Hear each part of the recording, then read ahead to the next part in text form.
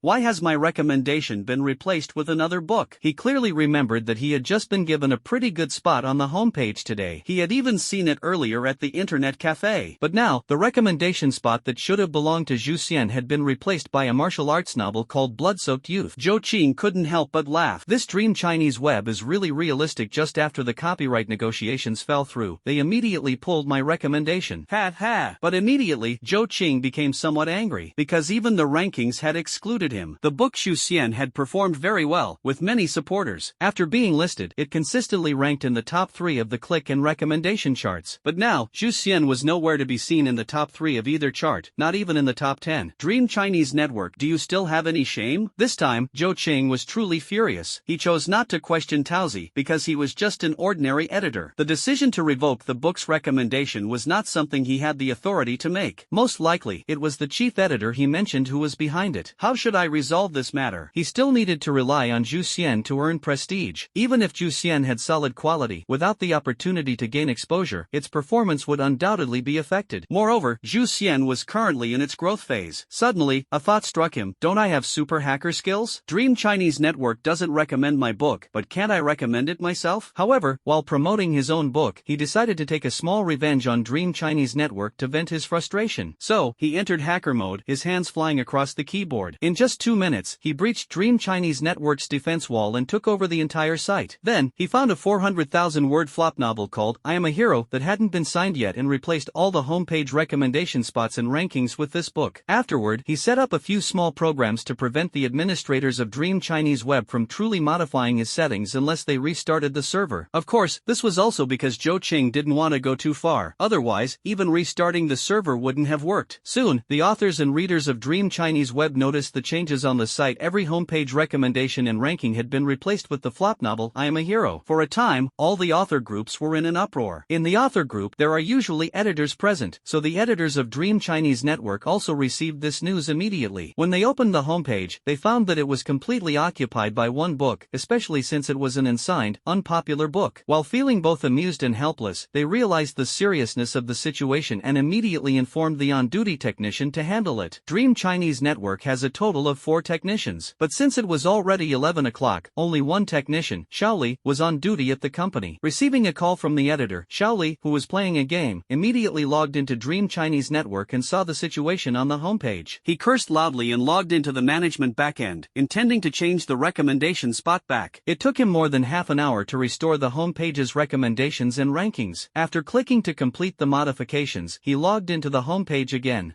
Why is it still this book? Shaoli felt a bit puzzled and quickly refreshed several times, but there was no change. When he logged into the management backend again, he found that the data he had modified had automatically reverted to the previous settings. Damn it, what the hell is going on? Shaoli was so angry he almost jumped up, and at the same time, the editor called again to ask when he could fix it. So, Shaoli explained the situation he encountered and said that if the modification still couldn't be restored this time, there was nothing he could do. He suspected the website had been hacked by a skilled hacker, unless the technical department supervisor was brought back. Sure enough, after Shaoli modified the backend data again and refreshed the homepage, it was still dominated by the book I Am a Hero. Damn it, Shaoli said angrily. At that moment, a young man with a scruffy beard and messy hair pushed the door open and walked in. It was Huang Shan, the head of the tech department. Huang Shan's tone was somewhat unpleasant. After all, no one would feel happy being dragged out of bed in the middle of the night. What's going on? Brother Huang, here's what happened. Shaoli explained the situation. Hacked by a hacker. Huang Shan affirmed firmly, then signaled Shaoli to step aside. He sat down in front of the computer and began operating. For the first 5 minutes, his expression was very calm. 10 minutes later, his face showed a hint of seriousness. 20 minutes later, his brows furrowed. Half an hour later, Huang Shan gave up directly. This hacker was too skilled, far beyond his ability to handle. Helpless, he had no choice but to report the situation. The well-informed Fei Yang first scolded him harshly, then ordered him to resolve the issue within 2 hours. In the end, Huang Shan and Shaoli worked through the night but still couldn't solve the problem. The next day at work, Editor-in-Chief Fei Yang called a meeting with all the editors, and the company's deputy general manager also attended because of this matter. Huang Shan, the head of the tech department with bloodshot eyes, also participated in the meeting. Fei Yang slammed his hand on the table and scolded, "What is the tech department even doing? A whole night and the problem still isn't solved. Do you realize this has already turned our Dream Chinese Network into a joke?" Bang! The already annoyed Heishan said stiffly, "I'm just a technician, not a hacker. Our website was hacked by a skilled hacker. Any data we modify automatically reverts to the settings left by the hacker, unless we restart the server. What kind of attitude is that? Are you trying to quit?" Fei Yang shouted angrily, pointing at Huang Shan. "Alright, the most important thing right now is to resolve the current issue with the website." The deputy general manager spoke up, forcing Fei Yang to back down, though he still shot a fierce glare at Huang Shan. "Manager Huang, do you have any good suggestions?" the deputy general manager asked Huang Shan. Huang Shan replied, "There are 2 solutions. First, we can hire a skilled hacker to break the program settings left on our website. Second, we can restart the server, but restarting the server will cause the website to be inaccessible for 2 hours and may also result in some data loss. Therefore, unless absolutely necessary, it's best not to restart the server. Do you have any way to contact a skilled hacker?" the deputy general asked. "I can only try, but I can't guarantee," Huang Shan said hesitantly. "Alright, then contact the hacker first. If it still can't be resolved today, restart the server." While the people at Dream Chinese Network were holding a meeting to solve the problem, Zhou Chang was sitting calmly in the classroom. He held a review book in his hands but couldn't focus on it, because he had already memorized these review materials thoroughly. In this situation, pretending to review was truly boring to the extreme. Fortunately, his deskmate was a little beauty, and he could tease her a bit. This way, school life wouldn't seem so dull and boring. In the blink of an eye, it was evening again. Zhou Chang, back at home, instinctively turned on his computer and logged into Dream Chinese Network, only to find that the website wouldn't open at all. A cold smile immediately appeared on the corner of his mouth. He knew that Dream Chinese Network had most likely restarted its server. Although restarting the server could remove the settings he had left on their website, he had also prepared a backup plan. This backup plan would bring quite a bit of trouble to Dream Chinese Network, enough to give them a headache. The next day, many authors on Dream Chinese Network, upon logging into their writer's backend, discovered that their average subscriptions had increased significantly. Many directly increased by thousands. Even fewer increased by hundreds. Soon, this matter rumors spread among the authors. The editor received the news and realized this was very unusual. Immediately have the technician thoroughly investigate this matter. However, the result was that all subscription records for the books had been erased, leaving only the overall data visible. Therefore, they were completely unable to determine how much the website author's subscriptions had increased. If this incident only involved one author, it wouldn't be a big deal. But this time it concerns all authors. If too many subscriptions are deducted, the authors will definitely cause trouble. If too few are deducted, it will result in losses for the website. In the end, there was no choice but for the editor and the author to communicate, asking the author about their past daily subscription data, and then comparing their daily sales with the current subscriptions to calculate their actual sales. Some authors were very cooperative, providing detailed information about their subscription numbers and expressing understanding about the matter. However, some authors were unwilling to cooperate, claiming that they do not monitor their subscription numbers daily and only check them at the end of the month. As for how much their subscriptions have increased, they truly had no idea. Dealing with such authors is quite troublesome, as editors cannot monitor an author's subscriptions every single day either. Some authors firmly believe that these skyrocketing subscriptions are genuine and are completely unwilling to cooperate with the editors. They even stated that they have taken screenshots of their subscriptions and warned that if the website arbitrarily deducts their subscriptions, they will not let it go. As a result, by the end of the day, the issue remained unresolved. If it were just one subscription data issue, it might not be a big deal. However, this time, the problem involves several thousand authors. If it cannot be resolved, the website's losses could exceed millions, and the trust between the website and the authors might also be jeopardized. Therefore, regarding this matter, Chief Editor Fei Yang was extremely furious, harboring a deep grudge against the hacker. To discuss countermeasures, he gathered the chief editors of all 6 groups for a meeting. Editor-in-Chief, this matter must be resolved promptly, or it will cause a significant impact. The chief editor of Group 1, Green Luo, said. How do we solve it? Fat Sheep asked irritably. Green Luo hesitated for a moment before voicing her suggestion. Editor-in-Chief, I think we should acknowledge the subscription data. Although we will suffer significant losses, it will indirectly win public favor. At the same time, we can take this opportunity to promote externally that our Dream Chinese network prioritizes the interests of authors above all else. Hearing Green Luo's suggestion, the other 5 editors-in-chief all brightened up, thinking the proposal was excellent. Fat Sheep, however, sneered and said, easy for you to say. Preliminary statistics show that the increased subscriptions this time have already exceeded 1 million yuan, and many books haven't even been accounted for yet. The final loss might reach over 2 million. With just one suggestion, you want the website to throw away 2 million. Are you even on the website's side? Facing Fat Sheep's accusation, Green Luo said helplessly, Editor-in-Chief, I'm also thinking about the website's long-term interests. The Fat Sheep impatiently waved his hand. Stop using such high-sounding excuses to brush me off. In short, this time we must minimize the website's losses. Everyone, think about whether there's any way. As for the editor-in-chief of Group 1, Green Luo, the Fat Sheep had no fondness for him at all. After the previous editor-in-chief resigned, it was a competition between him and Green Luo for the position. In the end, he outmaneuvered Green Luo by currying favor with a certain deputy general manager, which led to his appointment as editor-in-chief. After taking over as editor-in-chief, he had been subtly suppressing Green Luo. In fact, Green Luo's suggestion was quite insightful, but he didn't want Green Luo to steal the spotlight, so he dismissed it without hesitation. Naturally, the meeting ended on a sour note. A thought crossed his mind, and Fat Sheep summoned Taozi over again, asking, what was the average subscription count for Zhuxian before the server shut down yesterday? Just over 40,000. That high? Fat Sheep was somewhat surprised. Although he knew the momentum of the book Zhuxian was strong, he hadn't expected it to reach 40,000 in less than 10 days since its release. And now, the Fat Sheep asked again. Peach thought for a moment and said, now the average subscription for Zhuxian is around 43,000, with roughly over 1,000 fake subscriptions. Alright, I got it. You can leave now. After dismissing Peach, Fat Sheep went straight to the technical department and asked a technician to pull up the data for Zhuxian. Then he said, this book has serious data manipulation issues. Now reduce its average subscription to 10,000, its collection to 50,000, keep its clicks at 200,000, and leave its recommendation votes at 50,000. Although Xiao Wang was just a technician for the website, he was also a big fan of novels and a loyal reader of Zhuxian. Therefore, he knew that Zhuxian absolutely did not have the serious data manipulation issues Fat Sheep claimed. So he said, Editor-in-Chief, that's impossible. Enough, just do it. Where's all this unnecessary talk coming from? Fat Sheep said discontentedly. Xiao Wang continued, Editor-in-Chief, how about verifying it again? If the author causes a fuss, I'm afraid. Immediately, Fei Yang glared over like a fat sheep and said coldly, do you still want this job? If not, get out. If you do, then follow my instructions right away. Alright then. Seeing that persuasion was futile, Xiao Wang had no choice but to modify the data of Zhuxian as Fei Yang instructed. After seeing Xiao Wang finish modifying the data of Xu Xian, Fei Yang left satisfied but secretly sneered in his heart. No Mo Wang, oh no Mo Wang, since you don't know your place, don't blame me for being ruthless. As the saying goes, there are no walls that don't let the wind through. Soon, the matter of Fat Sheep asking the technician to modify the data of Xu Xian quickly spread within the Dream Chinese network. The book Xu Xian can be said to have pioneered a genre. Since its release, it has garnered attention from many editors and authors. In fact, the website has already seen dozens of books imitating Xu Xian, and several of them have achieved quite impressive results. Therefore, the idea that Xu Xian manipulated its data is something they absolutely do not believe. Especially when they saw the modified data of Xu Xian, they were all taken aback. How could the editor-in-chief do such a thing? It's simply too outrageous. At the same time, they were also wondering why chief editor Fei Yang would do such a thing. Only Taozi understood that the reason Fei Yang did this was probably because Bull Demon King did not sell the copyright of Xu Xian to the website. Especially after seeing the average subscription for Xu Xian reach 10,000, Taozi was filled with guilt. After all, Zhou Qing was an author under his management and someone whose rise he had witnessed firsthand. Even the current bestseller on the new book chart, Dragon and Snake Legend, was recommended to him by Zhou Qing to sign. If Legend of the Dragon and Snake is released, along with the book Xu Xian, he believes he will undoubtedly be the best performing editor in their group this year. At the same time, many authors following Xu Xian also noticed anomalies in its data. Clicks, recommendation votes, and even favorites have all dropped significantly. The clicks, which had originally reached over 2 million, have now shockingly decreased to 200,000. For a time, in various author groups, there were authors discussing this matter, and some well-informed authors found out that the data for Xu Xian was deducted on the orders of chief editor Fei Yang. Even the average subscriptions were reduced by more than 30,000. Although the rise of Xu Xian made these authors both envious and jealous, after all, everyone is an author on the same website. Today, the website could deduct the data of Xu Xian so harshly. So, will they deduct the data of their books in the future? Moreover, the issue with the subscription hasn't been resolved yet. What if the website overcharged them for the subscription? As the saying goes, if it doesn't concern you, keep your distance. But when it comes to their own matters, how could these authors remain calm? They all started approaching their respective editors for an explanation. Some of the top authors even went directly to the chief editor, questioning why the website would do such a thing. At the same time, this matter also spread to the voice base for online authors, the Chiba Forum. The Chiba Forum gathers a large number of online authors. Therefore, as soon as this matter arose, it caused a huge stir and quickly spread throughout the entire online literature community. Upon learning of this situation, the two websites Mars Reading and Midnight Ghost Stories wouldn't miss such a great opportunity and actively fueled the flames. The matter escalated so much that it soon reached Fat Sheep's ears. The Fat Sheep, upon learning of this matter, couldn't help but become furious, while also feeling a bit flustered. What should I do? Should I restore the data of Xu Xian? If he really did that, he would become a joke, and his dignity would be lost. But if he didn't restore the data of Xu Xian, once this matter reached the deputy general manager and the general manager, they probably wouldn't let him off so easily. In the end, he decided not to resume the subscription to The Legend of Chusen for the time being. He planned to talk to Bull Demon King in person and use this matter as leverage to force him to sell the copyright to the website. When the boss asks about it, he can completely say that he did it solely to pressure Bull Demon King into compliance. Moreover, seeing the millions in profits, he believed the bosses wouldn't blame him and might even reward him. Yes, let's do it this way. Thinking of this, he summoned Peach once again and asked for Zhou Qing's phone number. On the other side, Xiang High School. It was already the last class of the afternoon. Suddenly, Zhou Qing felt his phone vibrate in his pocket. Taking it out, he saw it was an unknown number, so he directly hung up. Afterward, the same number called twice more. Helpless, Zhou Qing had no choice but to raise his hand, ask for leave, and go outside to answer the call. Just as Zhou Qing walked out of the classroom, the other party called again. He picked up and asked, "Hello, who is this?" A voice filled with suppressed anger came from the other end of the line. "It's Fat Sheep." A dignified editor-in-chief calling an author and being hung up 3 times in a row, how could he not be angry? Moreover, he already had a prejudice against Zhou Qing. "What Fat Sheep? I don't know you." Zhou Qing directly hung up the phone, but he vaguely felt as if he had overlooked something. On the other end, hearing the beep-beep sound from the phone, Fat Sheep froze for a moment, then immediately burst into a furious tirade. This Bull Demon King was simply too arrogant. He actually dared to hang up on him even knowing who he was. What was even more infuriating was that the other party claimed not to know him. You should know, he was among the first batch of editors to join Dream Chinese Web. He had mentored several renowned authors, and the author of Sword Saint, Shui Wuwen, had their first book signed by him. As a result, he is very well known among the author community. Later, after being promoted to editor-in-chief, he helped authors sell numerous copyrights, further boosting his reputation. 2 years ago, when he was promoted to chief editor, although he no longer directly managed authors, he created several guides for online authors on writing. With his deliberate promotion, many authors readers have read these materials, and his nickname Fat Sheep spread widely. Some even called him the father of online literature. Now, there's actually an author who claims not to know him. He felt that the other party must have done it on purpose, especially since it was because of this guy's book that he was in such a mess. His hatred for Zhou Qing grew even stronger. Nyo Moan, huh? Just wait until this matter is over. Let's see how I deal with you. I refuse to believe I can't handle a small-time author like you. Calming his emotions, Fat Sheep dialed Zhou Qing's number again. Zhou Qing, who had already returned to the classroom, saw it was the same number again and directly hung up. But the other party was persistent and called again after being hung up. He hung up once more and directly turned off his phone. What he didn't know was that his repeated hang-ups had already made the Fat Sheep furious. Especially on the third call, upon hearing the shutdown notification, the person almost smashed their own phone. That evening, Zhou Qing returned home, turned on his computer, logged into Dream Chinese Network, and glanced at the rankings. There was still no sign of Zhu Xian. It seemed Dream Chinese Network was determined to blacklist him. Unexpectedly, Dragon and Snake Romance is holding steady at the top of the new book rankings. He clicked on the Author Center, but when he saw his average subscriptions, he couldn't help but be dumbfounded, as the current average subscriptions were just over 10,000. What's going on? Could it be that Dream Chinese Network has gone insane and deducted 30,000 subscriptions from me? Thinking of this, two cold lights shot out from his eyes. Even when Dream Chinese Network previously banned him and removed his book from the rankings, he had only given them a minor lesson and hadn't gone to extremes. But unexpectedly, the other party became even more brazen and deducted over 30,000 average subscriptions. Do they really think I'm easy to bully? Zhou Qing sneered, his hands swiftly tapping on the keyboard. In less than a minute, he successfully hacked into the Dream Chinese website. The reason he was able to hack in so quickly was that he had left a backdoor for himself during his last intrusion. Soon, he found traces of over 30,000 average subscriptions being deducted from Zhu Xian, as well as evidence of tampered clicks, favorites, and recommendation votes. They even deducted my clicks, favorites, and recommendation votes? He quickly switched pages and opened the book page of Zhu Xian, only to find that his clicks barely exceeded 200,000, and both favorites and recommendation votes had plummeted significantly. He let out a cold laugh, swiftly pulling up all the subscription reader accounts for Zhu Xian, then took screenshots to keep as evidence. Since Dream Chinese Web was being so shameless, he saw no need to show mercy. After erasing traces of his intrusion, he switched between several IDs and registered multiple TT accounts, then forwarded the screenshots he obtained from Dream Chinese Network via email. This was mainly to prevent Dream Chinese Network from retaliating and accusing him of hacking their site. By doing so, he could completely shift the responsibility onto enthusiastic book fans. Next, he logged into the TT account named Bull Demon King, only to find someone had sent a friend request with a message saying, "I am Fat Sheep." Without thinking, Zhou Qing directly clicked reject. At that moment, he noticed that Tauzi had also sent him a message. He opened it to see, "Bull Demon King, our editor-in-chief Fat Sheep called you. Why did you hang up and then turn off your phone?" So this guy is the editor-in-chief of Dream Chinese Network? Zhou Qing muttered to himself, but he didn't care much. After all, he had already fallen out with Dream Chinese Network. Offending an editor-in-chief was no big deal. Thinking of this, he quickly typed a message in the chat box. "Peach, why has my average subscription been reduced by over 30,000, along with clicks, favorites, and recommendation votes? Is it because I refused to sell the copyright to you at a low price? Don't you think this is too much?" Peach was also online. Soon, a reply came, "Bull Demon King, I'm really sorry about this matter, but our editor-in-chief said that as long as you're willing to sell the copyright to us, all your data will be restored immediately, and we'll also arrange several major recommendations for you." Bull Demon King, what if I refuse?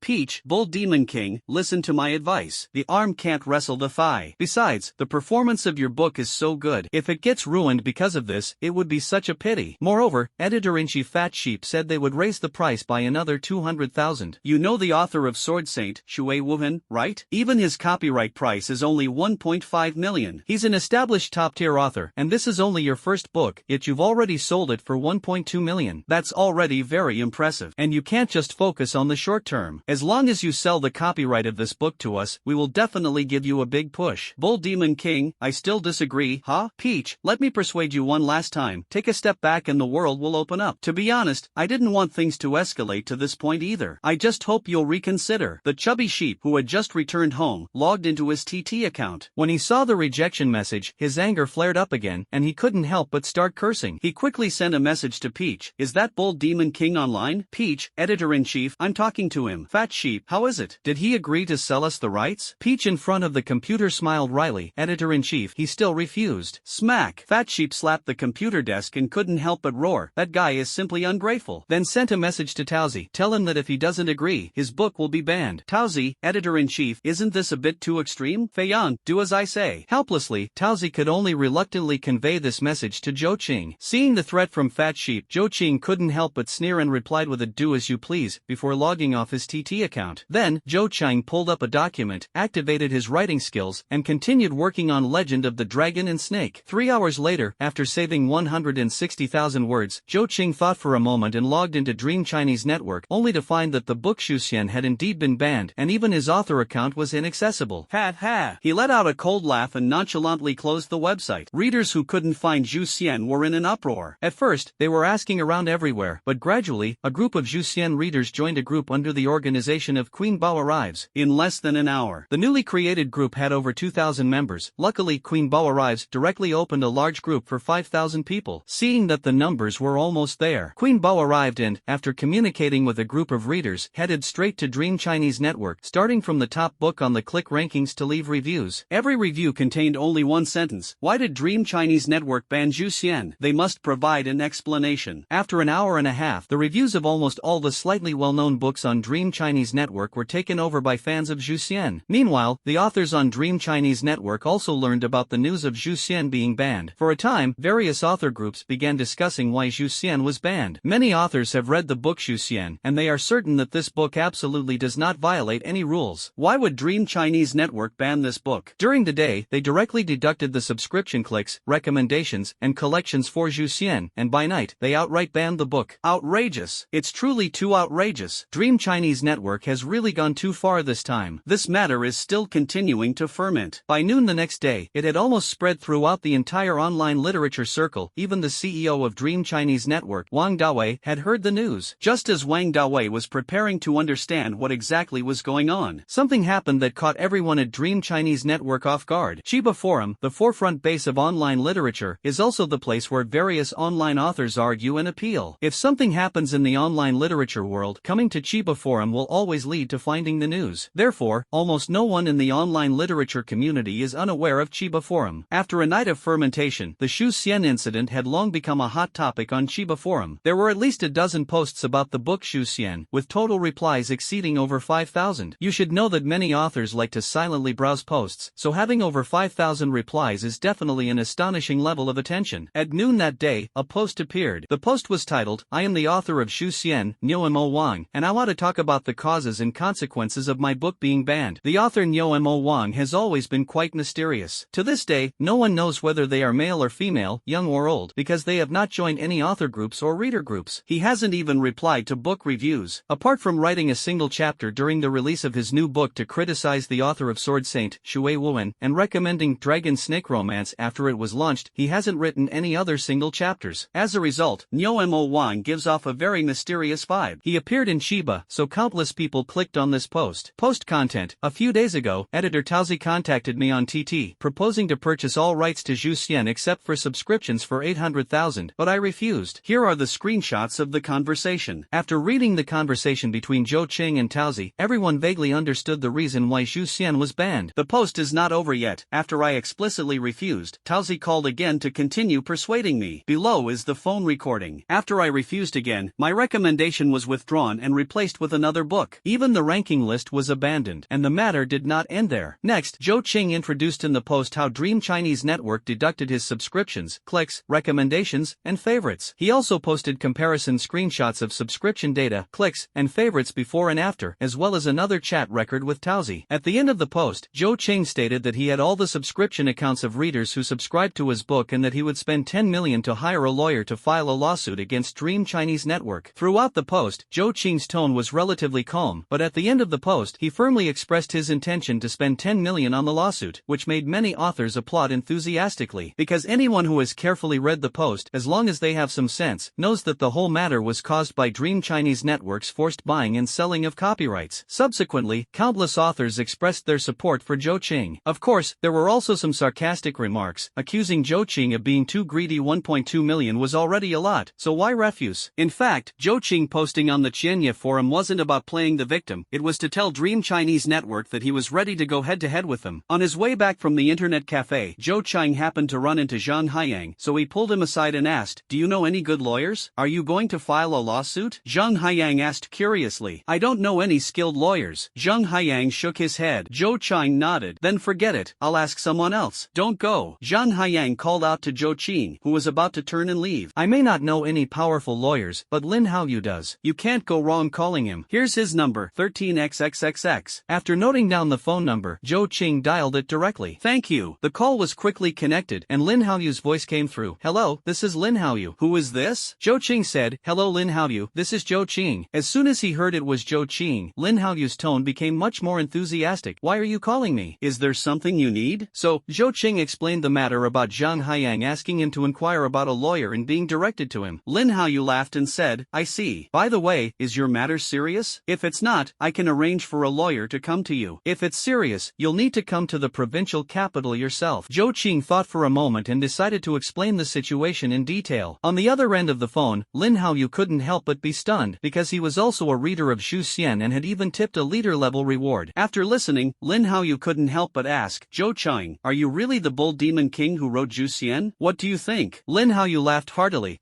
That's great. Actually, I'm also a reader of Xu Xian. Here's the thing, my mom runs a law firm. I'll call her right away and have her arrange for 2 top lawyers to come to Tianzhou to help you." "Alright, I'll leave it to you then. No problem. I also want this matter resolved quickly. That way, I can see what happens next in the story," Zhou Qing replied. After ending the call with Lin Haoyu, Zhou Cheng noticed that Zhang Haiyang was staring at him with an incredibly strange expression. "Annoyed," he said. "I know I'm very charming, but I'm not interested in men." "I'm not interested in men either." "Wait, Zhou Cheng, are you really the author of Xu Xian?" "Yeah, is there a problem? Could it be that you're also one of my readers?" "Zhou Cheng, I'm going to kill you. Give me back Bai Yao." With a furious roar, Zhang Haiyang lunged at Zhou Qing, but Zhou Qing easily dodged. It turns out the recent plot had reached the part where Bai Yao sacrificed herself to save Zhang Xiaofan and died under the Xu Xian sword. The female lead Bai Yao was very popular, and now that she had been written off, how could the readers accept it? So, many people posted in the book review section, demanding Zhou Qing to revise the plot and bring Bai Yao back to life, or they would abandon the book. Unfortunately, Zhou Chang rarely read the reviews and was unaware of this matter. After 2 days of commotion, seeing no response from him, the readers had no choice but to give up. Seeing Zhang Haiyang about to pounce again, Zhou Chang said irritably, "Alright, stop acting. With your lousy acting skills, no one would even want you as an extra." "Ha, you figured it out. Do you have any drafts saved? If you do, can you show me first? I'm your loyal reader," Zhang Haiyang said with a cheeky grin. At this moment, he was nothing like his usual calm and mature self, completely resembling a goofy teenager. Zhou Qing thought for a moment and said, "The book Xu Xian is already completed. If you want to read it, I'll send it to you on TT tonight. But I have one condition, you can only read it yourself and can't share it with others, as the later chapters haven't been updated yet." I know.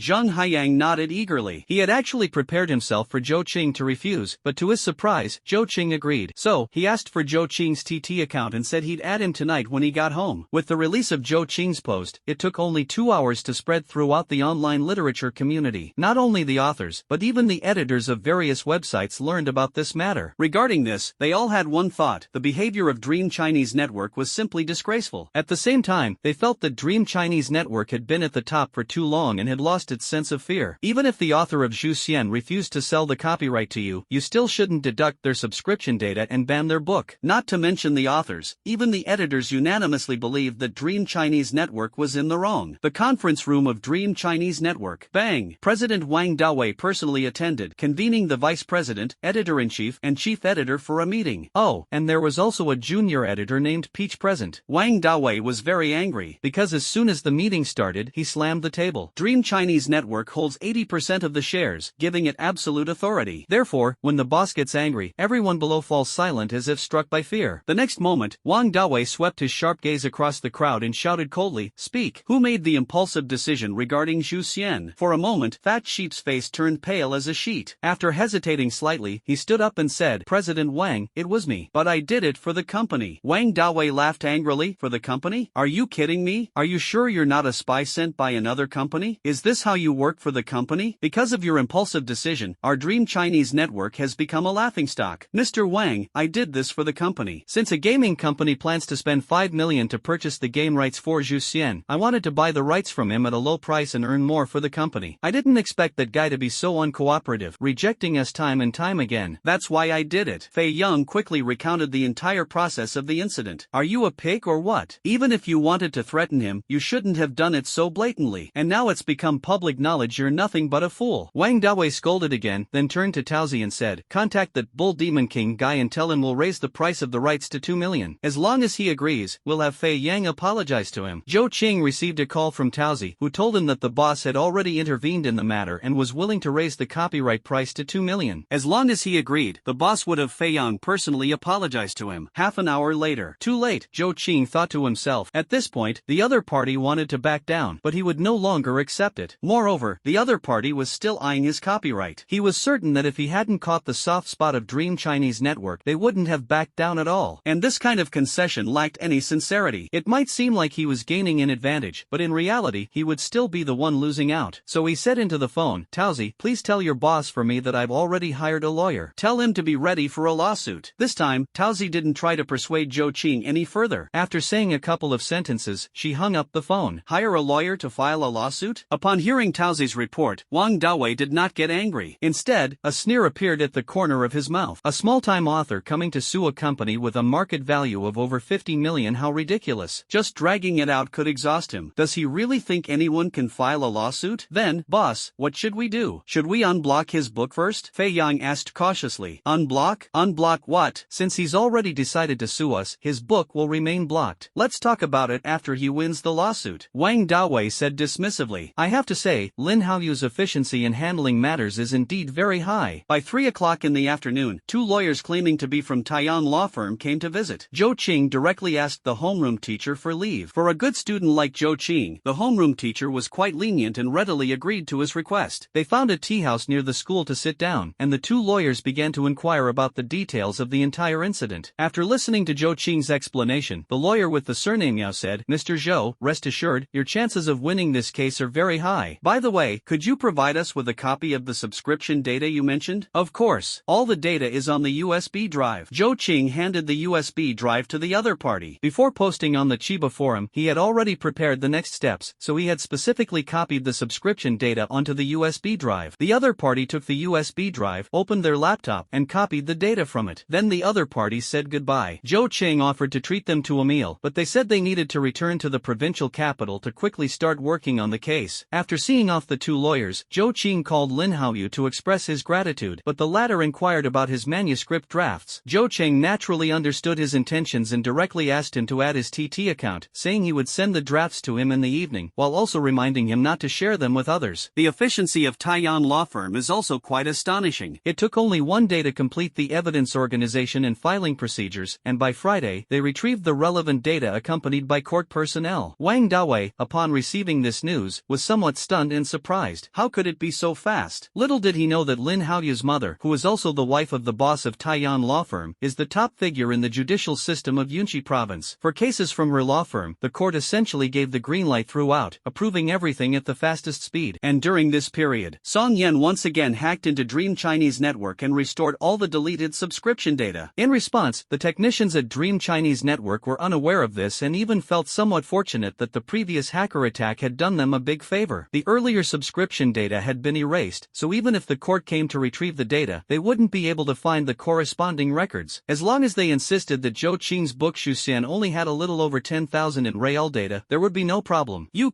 found it. The technician sent by the court quickly found the previous relevant data of Xuxian. Yuka nodded. Copy everything. After obtaining the evidence, Director Yu directly informed Wang Dawei, the legal representative of Dream Chinese Network, that on Monday, the court would issue a subpoena to Dream Chinese Network. Wang Dawei nodded blankly, still somewhat unresponsive. Wasn't it said that the previous subscription data had been hacked? How did the court manage to get hold of it? At this moment, 2 lawyers from Taiyan law firm also approached with a smile and said, Hello, Mr. Wang. I am Yao Jiangwo from Taiyan law firm, also Zhou Qing's appointed lawyer. I look forward to working with you in the future. Taiyan law firm? Yao Jiangwo? Wang Dawei vaguely felt that these 2 names sounded very familiar, as if he had heard them somewhere before. The deputy general manager quietly reminded, Mr. Wang, Taiyan law firm is the largest law firm in Yunqi province, and Yao Jiangwo is one of their best top-tier lawyers. It's said that he has never lost a case he has taken on. Upon being reminded, Wang Dawei quickly shook hands with Yao Jiangwo. After seeing off the people from the court and Yao Jiangwo, Wang Dawei had no choice but to gather everyone for another meeting. The atmosphere of the meeting was very gloomy. The fact that the one taking over this case is the renowned Zhuang, Yao Jiangwo, has already spread throughout the entire company. As the saying goes, a tree casts its shadow, a person carries their reputation. Just the title of Yao Jiangwo never losing a case has already put them under great pressure. What do you all think we should do? Wang Dawei asked the group with a headache. Previously, he was confident he could drag Zhou Cheng down, but now, he no longer had that assurance. President Wang, I suggest an out-of-court settlement. Green Luo suggested. The court has already obtained evidence that is very unfavorable to us. The likelihood of us losing this case is very high. If we lose, the news spreading will have a significant impact on our website, and encountering similar incidents in the future will likely lead to imitation. Therefore, suing the author of Zhu Xian is absolutely not worth the loss for us. Wang Dawei fully agreed with Green Luo's opinion and looked at everyone, saying, does anyone else have any thoughts? Wang Dawei knocked on the table. Since no one has any objections, we'll proceed as Green Luo suggested. Now, let's discuss who we should send to negotiate with that kid. Everyone fell silent. Whoever tied the bell must untie it. I propose that Editor-in-Chief Fei Yang go. Green Luo spoke again. Hearing Green Luo's suggestion, Fat Sheep almost burst out cursing. This woman actually chose this moment to kick him while he was down. For a moment, Wang Dawei looked at Fat Sheep. What do you think? President Wang,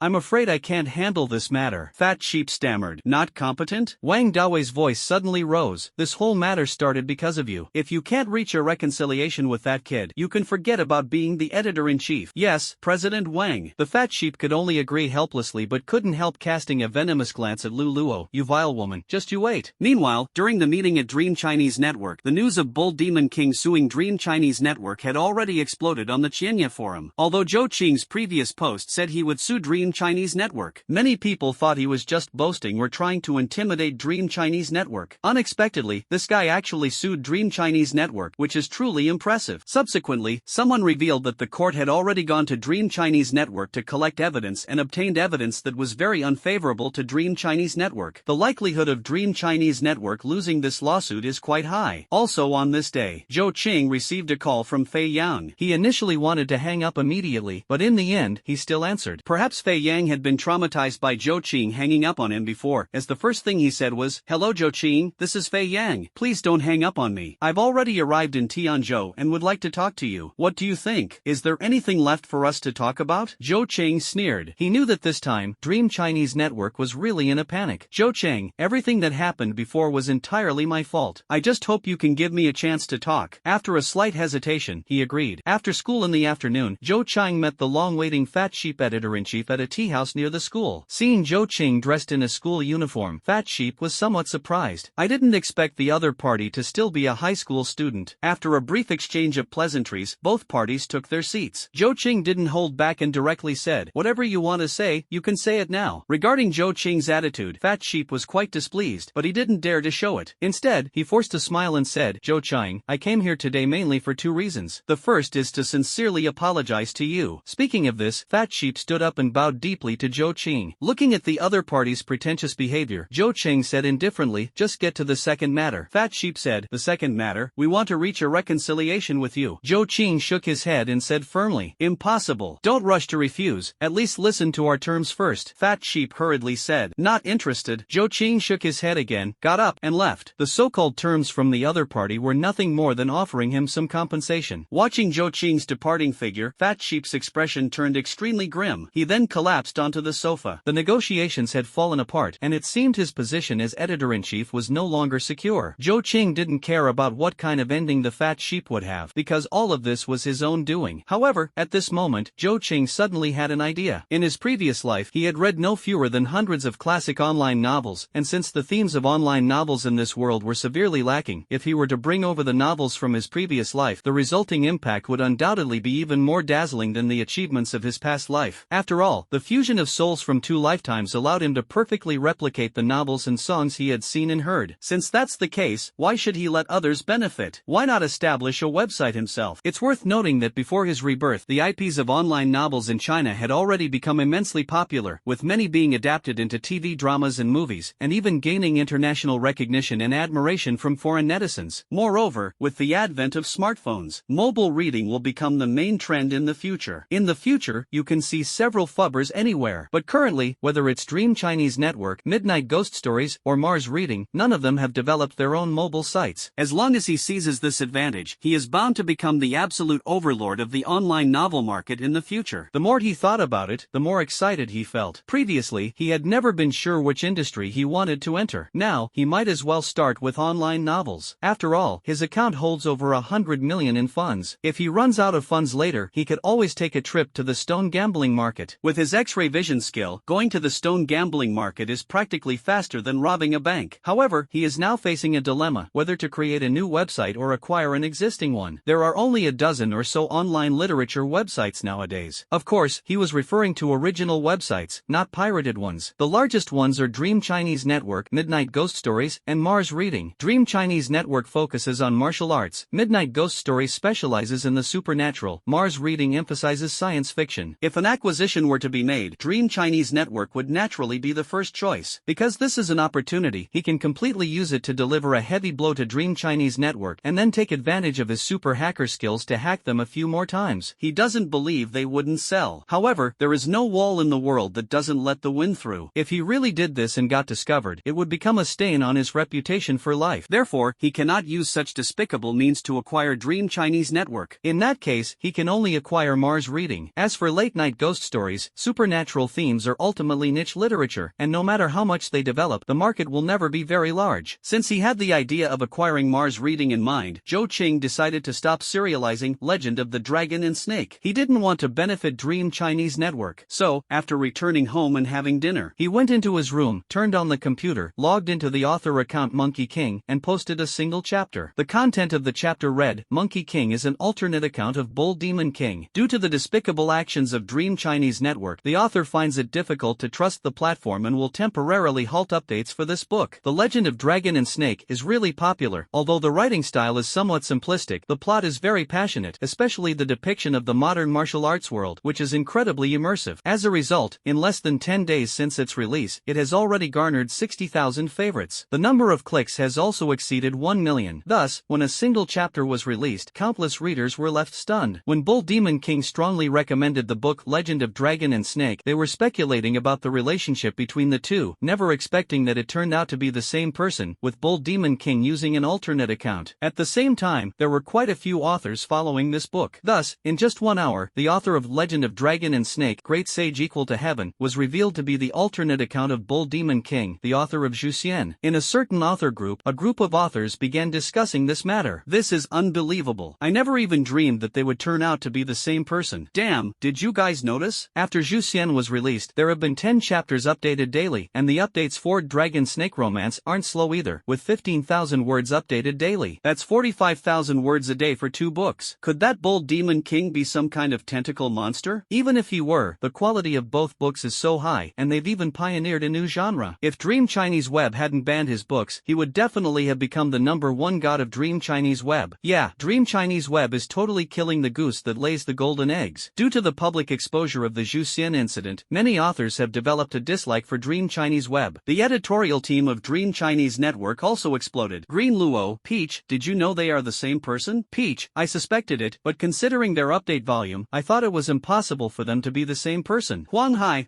what a pity, such an amazing author. Subsequently, posts appeared on Longkong claiming that the author of Zhuxian is also the author of Dragon and Snake Legend. This is simply one wave after another. Mars Reading Network Editors General Group. The long-silent CEO of Mars Reading suddenly spoke up. Everyone knows that the author of Zhuxian is also the author of Dragon and Snake Legend, right? This author is incredible. If any of you can recruit this author, you'll be directly rewarded with 100,000 cash, and your year-end bonus will be doubled. Suddenly, a group of editors shouted, "Boss is mighty." But more editors quietly went to look for Zhou Qing's contact information. The cash reward of 100,000 yuan was truly too tempting. However, when the boss of Midnight Ghost Stories learned about this, he was somewhat intrigued but quickly gave up. Midnight Ghost Stories focuses on the supernatural, and although the other party is a genius writer, they don't write supernatural stories. Zhou Cheng logged into TT and got in touch with Lin Haoyu. "What's up, great writer?" Lin Haoyu immediately replied to his message. "Do you know about Mars Reading?" Zhou Qing asked. "Haori Dankong, of course I know, I've also read books over there." Zhou Cheng said, "Help me investigate Mars Reading." "Haori Dankong, what are you planning? Are you thinking of acquiring Mars Reading?" It must be said, Lin Haoyu was very smart and immediately understood Zhou Qing's intentions. Regarding this, Zhou Cheng did not deny it. Lin Haoyu did not refuse either. He immediately agreed and stated that he would give him an update by tomorrow night night at the latest. After logging out of his TT account, Zhou Cheng brought up the system interface. Due to the matter of Zhu Xian, his fame had significantly increased, especially after the news of him suing Dream Chinese Network spread. Coupled with the success of the book Dragon and Snake Legend, his reputation skyrocketed. It had now surpassed 100,000, reaching 150,000. But the system did not upgrade as expected. Exactly how much reputation is needed for a second upgrade? Zhou Qing thought to himself. At the same time, he was browsing through the items in the system store. Although the skill code Maniac allowed him to write very quickly, it would still take a considerable amount of time to reproduce the hundreds of classic novels in his mind. So, he wanted to see if he could find a tool or item to quickly convert the books in his mind into text. After half an hour, he really found an item called the Fantasy Converter. This item costs 200 gold and can quickly convert thoughts in the mind into text form. Moreover, it can also perform some text embellishments. Unfortunately, this Fantasy Converter is a one-time use item, which can only be used once and cannot be paused midway. After a slight hesitation, Zhou Qing decided to buy one to test its effectiveness. If it worked well, he could completely use this tool to transcribe the novels in his mind. After purchasing a Fantasy Converter and placing it in the system backpack, Zhou Qing checked the time, grabbed his guitar, walked out of the room, greeted his parents, and headed out to perform at the CD bar. Coincidentally, just as he stepped out and closed the door next to his opened as well. Lin Yufei, dressed exceptionally beautifully and seductively, came out carrying a shoulder bag. Performing at a bar? Lin Yufei's lips curved slightly, forming a beautiful arc. The lip gloss applied to her lips had an astonishing allure, making one want to lean in and taste them. Zhou Cheng didn't dare to look too much, quickly withdrawing his gaze and nodding.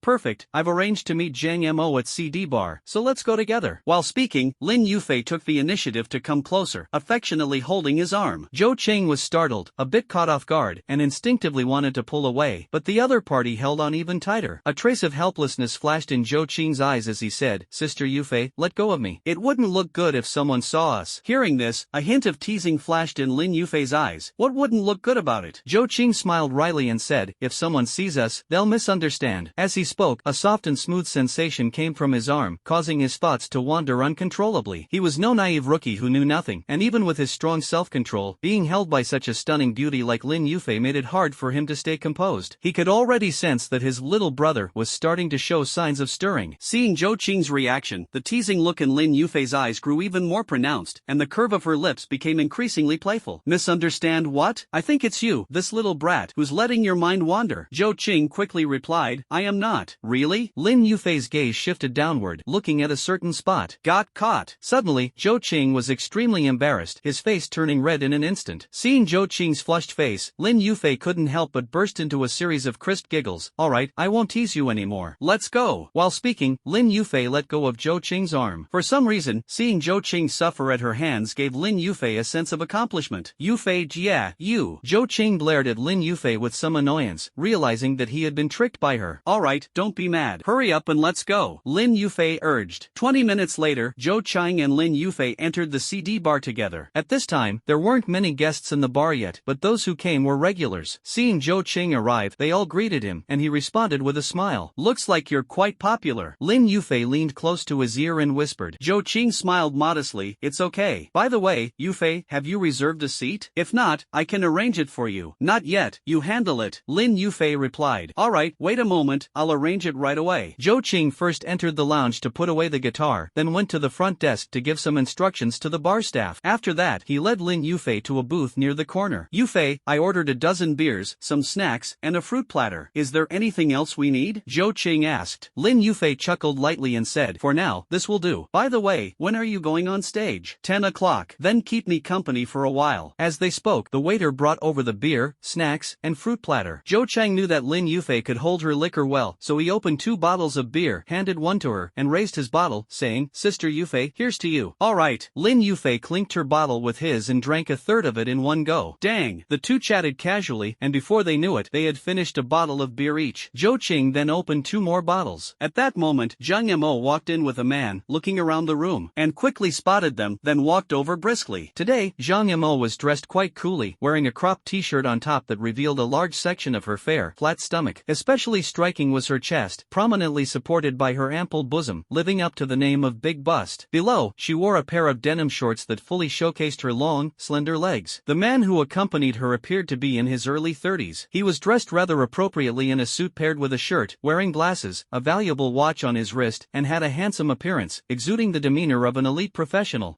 Handsome guy, you're here too. Seeing Zhou Qing, Zhang Yamo was a bit surprised, then glanced playfully at Lin Yufei. Hello, Sister Mo, Zhou Qing quickly greeted. The other party nodded, then pointed to the elite-looking man and introduced, Yufei, handsome guy, let me introduce you. This is Ling Shiji, my cousin, a returnee who works in the financial industry in the US. She then pointed at Lin Yufei and said, this is Lin Yufei, my good friend, and this is Zhou Qing, Yufei's little neighbor. After a brief exchange of pleasantries, everyone took their seats. Ling Shiji chose to sit next to Lin Yufei, while Zhang Yamo took the initiative to sit next to Zhou Qing. Zhou Qing noticed that Ling Shiji had been observing Lin Yufei ever since he arrived and even took the initiative to sit next to her. Clearly, Zhang Yamo was trying to take the opportunity to match them up. But Lin Yufei chose the CD bar as the meeting place, which is quite intriguing. Zhang Yamo took the initiative and said, hey, handsome boy, you're a senior in high school, right? The college entrance exam is coming up, and you're still hanging out in bars. Don't your parents mind? Zhou Qing smiled and said, Sister Mo, you've misunderstood. Actually, I perform as a resident singer at this bar. Oh, I couldn't tell. So you're a singer. Come on, let's have a drink. Zhang Yamo picked up a bottle of wine, opened it, and clinked glasses with Zhou Qing. Ling Shiji didn't appear overly attentive, giving off an impression of elegance. However, the eyes hidden behind his glasses emitted an inexplicable gleam. Using a popular phrase from the past life, he was a seasoned expert at charming women. Zhou Qing had heard a saying in his past life, if you work in finance and haven't had a 100-person conquest, you wouldn't dare to claim you're in finance. What reassured Zhou Qing, however, was that Lin Yufei wasn't particularly enthusiastic about Ling Shiji either. Her expression remained calm and reserved. Zhou Qing, right? Let's have a drink together. After a while, Ling Shiji picked up the bottle and spoke to Zhou Qing. His tone was quite perfunctory, clearly not taking him seriously. Zhou Qing didn't mind this and picked up his bottle to clink glasses with him. After a while, Ling Shiji added, how about we switch to another private room and order a few more bottles of foreign liquor? I think this place is pretty good. Lin Yufei said lightly, then looked at Zhou Qing and asked, Zhou Qing, don't you think so? Yeah, I think this place is pretty good too. Zhou Qing nodded. It's fine, since you all like it here, just stay here. Ling Shiji smiled, then took out his wallet, pulled out a stack of money, and handed it to Zhou Qing. Little brother, go buy a few bottles of foreign liquor. Zhou Qing glanced at the stack of money, which should be 10,000. He took it and said, wait a moment, I'll go get the wine. Lin Yufei, however, seemed a bit displeased. Zhou Qing, sit down. Isn't there a waiter? Just give the money to the waiter. Ling Shiji quickly said, sorry, I misspoke. Little brother, you wouldn't mind, would you? Zhou Qing smiled indifferently and said, why would I? I'm also part of the bar staff. You coming to the bar to spend and helping us increase revenue should make me happy. Are you working here? Ling Shiji asked in surprise, a trace of disdain flashing in his eyes. Yes, I'm the resident singer at this bar. Zhou Qing nodded and replied, ha, I didn't expect that. Ling Shiji laughed, his expression even more disdainful. Wait a moment, I'll go get the wine. Zhou Qing spoke as he stood up, then walked to the bar. He directly asked the bartender for a bottle of imported liquor priced at 8,888 yuan and a bottle of red wine costing over 1,000 yuan, perfectly spending the 10,000 yuan. Soon, Zhou Qing personally returned to the booth with the 2 bottles of wine and said to Ling Shiji, considering that brother Ling just returned from overseas, I got you the most expensive imported liquor. As for this bottle of red wine, it's for Sister Momo and Sister Yufei. Very good, you did a great job. Ling Shiji patted Zhou Qing's shoulder. It's okay. As he spoke, Zhou Qing opened the liquor and wine, then poured each of them a glass. Then he proactively picked up his glass and toasted Ling Shiji. Brother Ling, if it weren't for you, I definitely wouldn't be able to drink such expensive foreign liquor. This toast is for you. Ha, then take the chance to drink more. Ling Shiji sneered disdainfully. Then I won't hold back. I'll finish this first as a sign of respect. Zhou Qing picked up the wine glass and drank it all in one go. Without waiting to see if Ling Shiji had finished his drink, he poured himself another glass and raised it to Lin Yufei, saying, Sister Yufei, I toast to you as well. As he spoke, he deliberately winked at Lin Yufei, who immediately understood and smiled while raising her glass. Draining the second glass in one breath, Zhou Qing poured himself another to toast Zhang Yamo. Little handsome guy, you hold your liquor well, Zhang Yamo said with a smile. Hee, just average. Zhou Qing feigned ignorance, then drank the wine in his glass. Picking up the bottle to pour himself more, he found it only filled half a glass. So he deliberately said to Ling Shiji, Brother Ling, we're out of wine. What do you think? Should we get more? Take it, of course. As he spoke, Ling Shiji pulled out his wallet again and handed a thick stack of money to Zhou Qing. This stack was much thicker. Bring 2 bottles this time. Ah, okay. Taking the money, Zhou Qing got up and ran towards the bar. Soon, he returned with 2 bottles of imported liquor worth 8,888 yuan each, then directly opened them, filled his own glass, poured some for Ling Shiji, and raised his glass. As always, it's thanks to Brother Ling that I get to drink such expensive expensive liquor. Let me toast you again. After that, Zhou Qing frequently toasted, and in less than 10 minutes, the 2 bottles of liquor were finished. Zhou Qing then looked at Ling Shiji. Brother Ling, should we get more? Okay. Ling Shiji's face stiffened. In such a short time, more than 20,000 yuan had been consumed. Judging by this guy's appearance, he seemed completely unaffected and could probably drink a lot more. For a moment, he hesitated. At this moment, Zhou Qing spoke again. It's okay, Brother Ling. If you're out of money, we can just have a bottle of wine. It's the same. Ling Shiji's expression stiffened a bit more. No way, go get it quickly. As he spoke, Ling Shiji pulled out another stack of cash and handed it to Zhou Qing, but he was secretly feeling the pinch. Although he worked in the financial industry in the US, he was just doing menial tasks. Using this identity to show off was fine, but in reality, he didn't have much money in his pocket. In fact, truly wealthy people wouldn't carry so much cash. They use cards. Those who carry large amounts of cash are either tycoons or nouveau riche, or people who just want to show off. Undoubtedly, Ling Shiji belongs to the last category. At this moment, Zhang Mo also noticed something was off and felt a bit displeased. No matter what, Ling Shiji was her cousin, yet Zhou Qing treated him like this. As she looked at Zhou Qing's back, a hint of coldness appeared in her eyes. Soon, Zhou Qing returned with 2 more bottles of wine and was about to open them when Zhang Mo suddenly smiled and said to him, "Hey, handsome, come with me for a moment. I have something to tell you." Zhou Qing was slightly stunned, then nodded and followed Zhang Mo, getting up and walking to the side. Lin Yufei, on the other hand, gave the two a somewhat curious glance. Soon, the two arrived at the corridor leading to the restroom and the bar. Zhang Mo stopped, turned around to look at Zhou Qing, her expression rather cold, and questioned, "Zhou Qing, what do you mean by this?" This woman truly changed her face as quickly as flipping a book. Just now, she was smiling sweetly and calling him handsome guy, and now she was coldly questioning him. However, hearing her words, Zhou Chang also realized that she had noticed he was deliberately giving Ling Shiji a hard time. So, he shrugged indifferently, just as you saw. Seeing this, Zhang Mo was slightly stunned. She had originally thought that taking the initiative would intimidate this guy, but unexpectedly, not only did he seem completely unconcerned, he even directly admitted to targeting Ling Shiji. For a moment, her tone softened a bit. "Why are you doing this? It seems like he hasn't offended you, has he?" Zhou Qing shook his head disapprovingly. "It's nothing, I just purely find him annoying." Zhang Mo was exasperated. Suddenly, a thought seemed to strike her, and she stared intently at Zhou Qing. "Do you like Lin Yufei?" "You?" Zhou Cheng frowned and said indifferently, "What if I do? What if I don't?" However, being questioned like this by Zhang Mo, Zhou Qing became aware of something. Although his actions against Ling Shiji were partly due to his bossy and arrogant attitude, there was undeniably a personal motive at play, wanting to embarrass him and stop him from pestering Lin Yufei. Could it be that I really have feelings for Lin Yufei? For a moment, his heart felt conflicted. Although this life is different from the previous one, my feelings for Yi Qingsno haven't changed. Could it be that just because I obtained the system and gained extraordinary powers, I've turned into a scumbag? Hee hee, it seems you've really fallen for Lin Yufei. At this moment, Zhang Mo's laughter rang out, carrying a playful tone mixed with a hint of disdain. For some reason, hearing her laughter, Zhou Qing felt particularly grating and blurted out, "Even if I like her, so what? What does it have to do with you? Getting angry out of embarrassment, huh?" Zhang Mo's face regained its smile. At this moment, she had taken back the upper hand and seized control of the situation. As she spoke, she stepped forward, reached out, and lifted Zhou Qing's chin, tilting her head up as she said, "To be honest, your face is indeed quite handsome and does attract women. But in this society, just having a good face isn't enough. Do you know what kind of people are pursuing you, Faye? They're either rich second-generation heirs or powerful second-generation heirs. And you're still a high school student, relying on your parents to support you. What do you have to support you, Faye?" If it were any other high school student being questioned and mocked like this by Zhang Mo, they would likely feel a sense of inferiority and develop thoughts of retreating. Words are like knives. It must be said that sometimes the harm caused by words is far greater than that caused by fists. But is Zhou Qing just an ordinary high school student? Of course not. He is a reborn individual, holding an 8-year advantage. He has merged the souls of 2 lives, possessing knowledge and intellect far beyond that of ordinary people. Even without obtaining a system, he is confident he can carve out a place for himself in the world. What's more, he now had a system, so Zhou Qing was strongly confident about his future. Therefore, when faced with Zhang Mo's mocking and ridicule, not only did he not feel inferior, but he even stepped forward, almost pressing against Zhang Mo, to the point where he could feel the soft sensation from her chest. "Mo,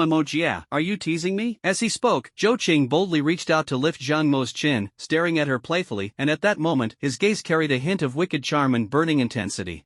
You. A trace of panic flashed in Zhang Mo's eyes. She instinctively stepped back, creating some distance between them. Suddenly, she saw Zhou Qing looking at her with a playful expression. She immediately realized that she had been teased by this kid. "I actually lost to a high school student. She is a strong-willed person, and moreover, her opponent is just a high school student. So, she was very eager to turn the situation around. She straightened her proud chest, her smile becoming more charming and alluring, and stepped forward again, staring directly at Zhou Qing. "Handsome boy, I didn't realize you had quite some skills." As she spoke, she deliberately let her proud chest lightly brush against Zhou Qing's. Instantly, Zhou Qing felt a surge of heat in his heart. That fleeting touch was truly enticing, but he was somewhat puzzled. What was this woman up to? Trying to seduce him? Obviously impossible, most likely just wanting to see him make a fool of himself. Sure enough, as he expected, Zhang Yimou once again closed the distance between them, their bodies pressed together again, and even their cheeks were less than 3 centimeters apart. Then, Zhang Yimou exhaled softly and said, "Handsome guy, do you think I'm beautiful?" Smelling the enticing fragrance mixed with a hint of alcohol from Zhang Mo's breath, Zhou Qing realized his body was becoming increasingly restless, and his uncooperative little brother was showing signs of rising again. To be honest, Zhang Mo's appearance was no less than Lin Yufei's, but in terms of figure, she surpassed Lin Yufei by quite a bit. Lin Yufei's there is at most a C, but Zhang Mo's there has reached an F. It has been said before that immature men look at the face, but men who have weathered life's storms are more drawn to the chest. Although Zhou Qing has the body of a young man, his soul is as mature as it can be. Feeling the pressure from the chest, the hormones in his body are surging rapidly. However, he knew that Zhang Yimou was waiting for him to make a fool of himself, so he absolutely couldn't fall for it. Otherwise, who knows how this woman would mock him. So, he took a deep breath and forcibly suppressed the restlessness in his heart. Suddenly, he extended both hands, seemingly about to embrace Zhang Yimou. Seeing his movement, Zhang Yimou instinctively tried to step back, but Zhou Qing was faster. With his body and arms exerting force simultaneously, he directly pinned Zhang Yimou against the corridor wall, a wicked smile curling at the corner of his mouth. "Emoji, are you trying to flirt with me?" After a brief moment of panic, Zhang Yimou quickly regained her composure and threw Zhou Qing a seductive glance. "What do you think?" Faintly carrying a hint of provocation. "Little rascal, I still can't deal with you." Zhou Qing also became ruthless in his heart and directly purchased 3 charm cards from the system mall and used them. Then he said earnestly, "I believe so." For some reason, Zhang Yimou suddenly realized that Zhou Qing's face had become irresistibly attractive to her, making her heart pound wildly. For a moment, her eyes were filled with a hint of infatuation and a touch of daze. Seeing this, Zhou Qing immediately understood that after using 3 charm cards, Zhang Yimou could no longer resist. So, he deliberately leaned forward, as if he was about to kiss her. Feeling Zhou Qing's approach, Zhang Mo's heart suddenly panicked. "Is he going to kiss me? What should I do? Should I push him away? But why do I feel a bit of anticipation instead?" In her flustered state, Zhang Yimou closed her eyes, her lips slightly curved upward, clearly waiting for Zhou Qing to kiss her. Seeing Zhang Yimou like this, Zhou Qing felt a bit smug but also somewhat moved, wanting to kiss her right then and there. But in the end, he managed to suppress his inner impulse with great determination, stepped back several paces, and then smiled, saying, "Momo, why did you close your eyes? Could it be that you've had too much to drink?" "No, that can't be right. I remember you only had a little bit. How could you be drunk?" Hearing Zhou Qing's words, Zhang Yimou suddenly opened her eyes. Thinking about what had just happened, she couldn't help but feel deeply embarrassed. She had actually just wanted to. Then, she realized that she had been flirted with by a high school student and successfully at that. "Momo, do you need me to help you?" Zhou Qing asked with a smile, his eyes faintly showing mockery. "Go away, I don't want to see you." Zhang Yimou snorted coldly, shook off Zhou Qing's hand, and strode away. Seeing this, Zhou Qing's smile grew even wider. "What did you guys go do? Why did it take so long?" When Zhou Cheng and the others returned to the booth one after the other, Lin Yufei couldn't help but ask curiously. "Nothing, I just went to the restroom. I was worried about running into some drunk troublemakers, so I had the handsome guy stand guard outside," Zhang Yimou said nonchalantly, though she still secretly shot a glance at Zhou Qing while speaking. "Really? Since when did you become so timid? That doesn't seem like you," Lin Yufei joked. As she spoke, Lin Yufei casually sat down on the sofa on Zhou Qing's side. Seeing this, a trace of dissatisfaction flashed in Ling Shiji's eyes. Just after Zhou Qing and the others had left, he thought his chance had come, so he used all his skills to please Lin Yufei and boasted about his exploits in the US financial market. In fact, all these things were just his bragging. In reality, he was merely showing off with other people's stories. Unfortunately, no matter how vividly he spoke or how humorous his language was, Lin Yufei remained completely unmoved, which dealt a heavy blow to him. However, he did not give up because he knew that to successfully get a woman into bed, one must have thick skin. Zhou Qing's intention to deal with Ling Shiji had already been seen through by Zhang Yimou, so he no longer continued to recklessly drink the imported wine that cost 8,888 yuan per bottle. After staying for about half an hour, Zhou Cheng got up and went to the lounge of the resident singer. At this moment, the one singing on stage is Wang Nana, while Zhou Shuoqin is holding a book and reading, and Zhao Qi is adjusting her guitar. When Zhou Qing entered, both of them looked up, but upon seeing Zhou Qing's face, the two women were momentarily stunned, feeling that Zhou Qing seemed much more handsome tonight. Sensing their gazes, Zhou Cheng naturally knew it was the charm card taking effect. He then smiled and greeted them before walking over to a chair to sit down. Having drunk quite a bit earlier, his head felt a little dizzy, so he bought a never-drunk pill from the System Mall and took it. In just a few seconds, he regained his clarity, as if he hadn't had a drop of alcohol. Soon, Wang Nana finished singing 3 songs, and it was Zhao Qi's turn to take the stage. Zhao Qi is quite talented, with a good voice and an exceptional ability to adapt others' songs, giving them his own unique style. Before taking the stage, Zhao Qi walked up to Zhou Cheng and hesitantly said, "Zhou Cheng, I adapted your song Angel's Wings. Can I perform it on stage once?" Zhou Cheng waved his hand indifferently. "Sing it however you like, it's fine." Zhao Qi expressed her gratitude. Just as Wang Nana finished her performance and stepped off the stage, Zhao Qi quickly carried her guitar and went up. "Thank you." A song composed and written by Zhou Cheng, Angel's Wings, for everyone. I hope you like it.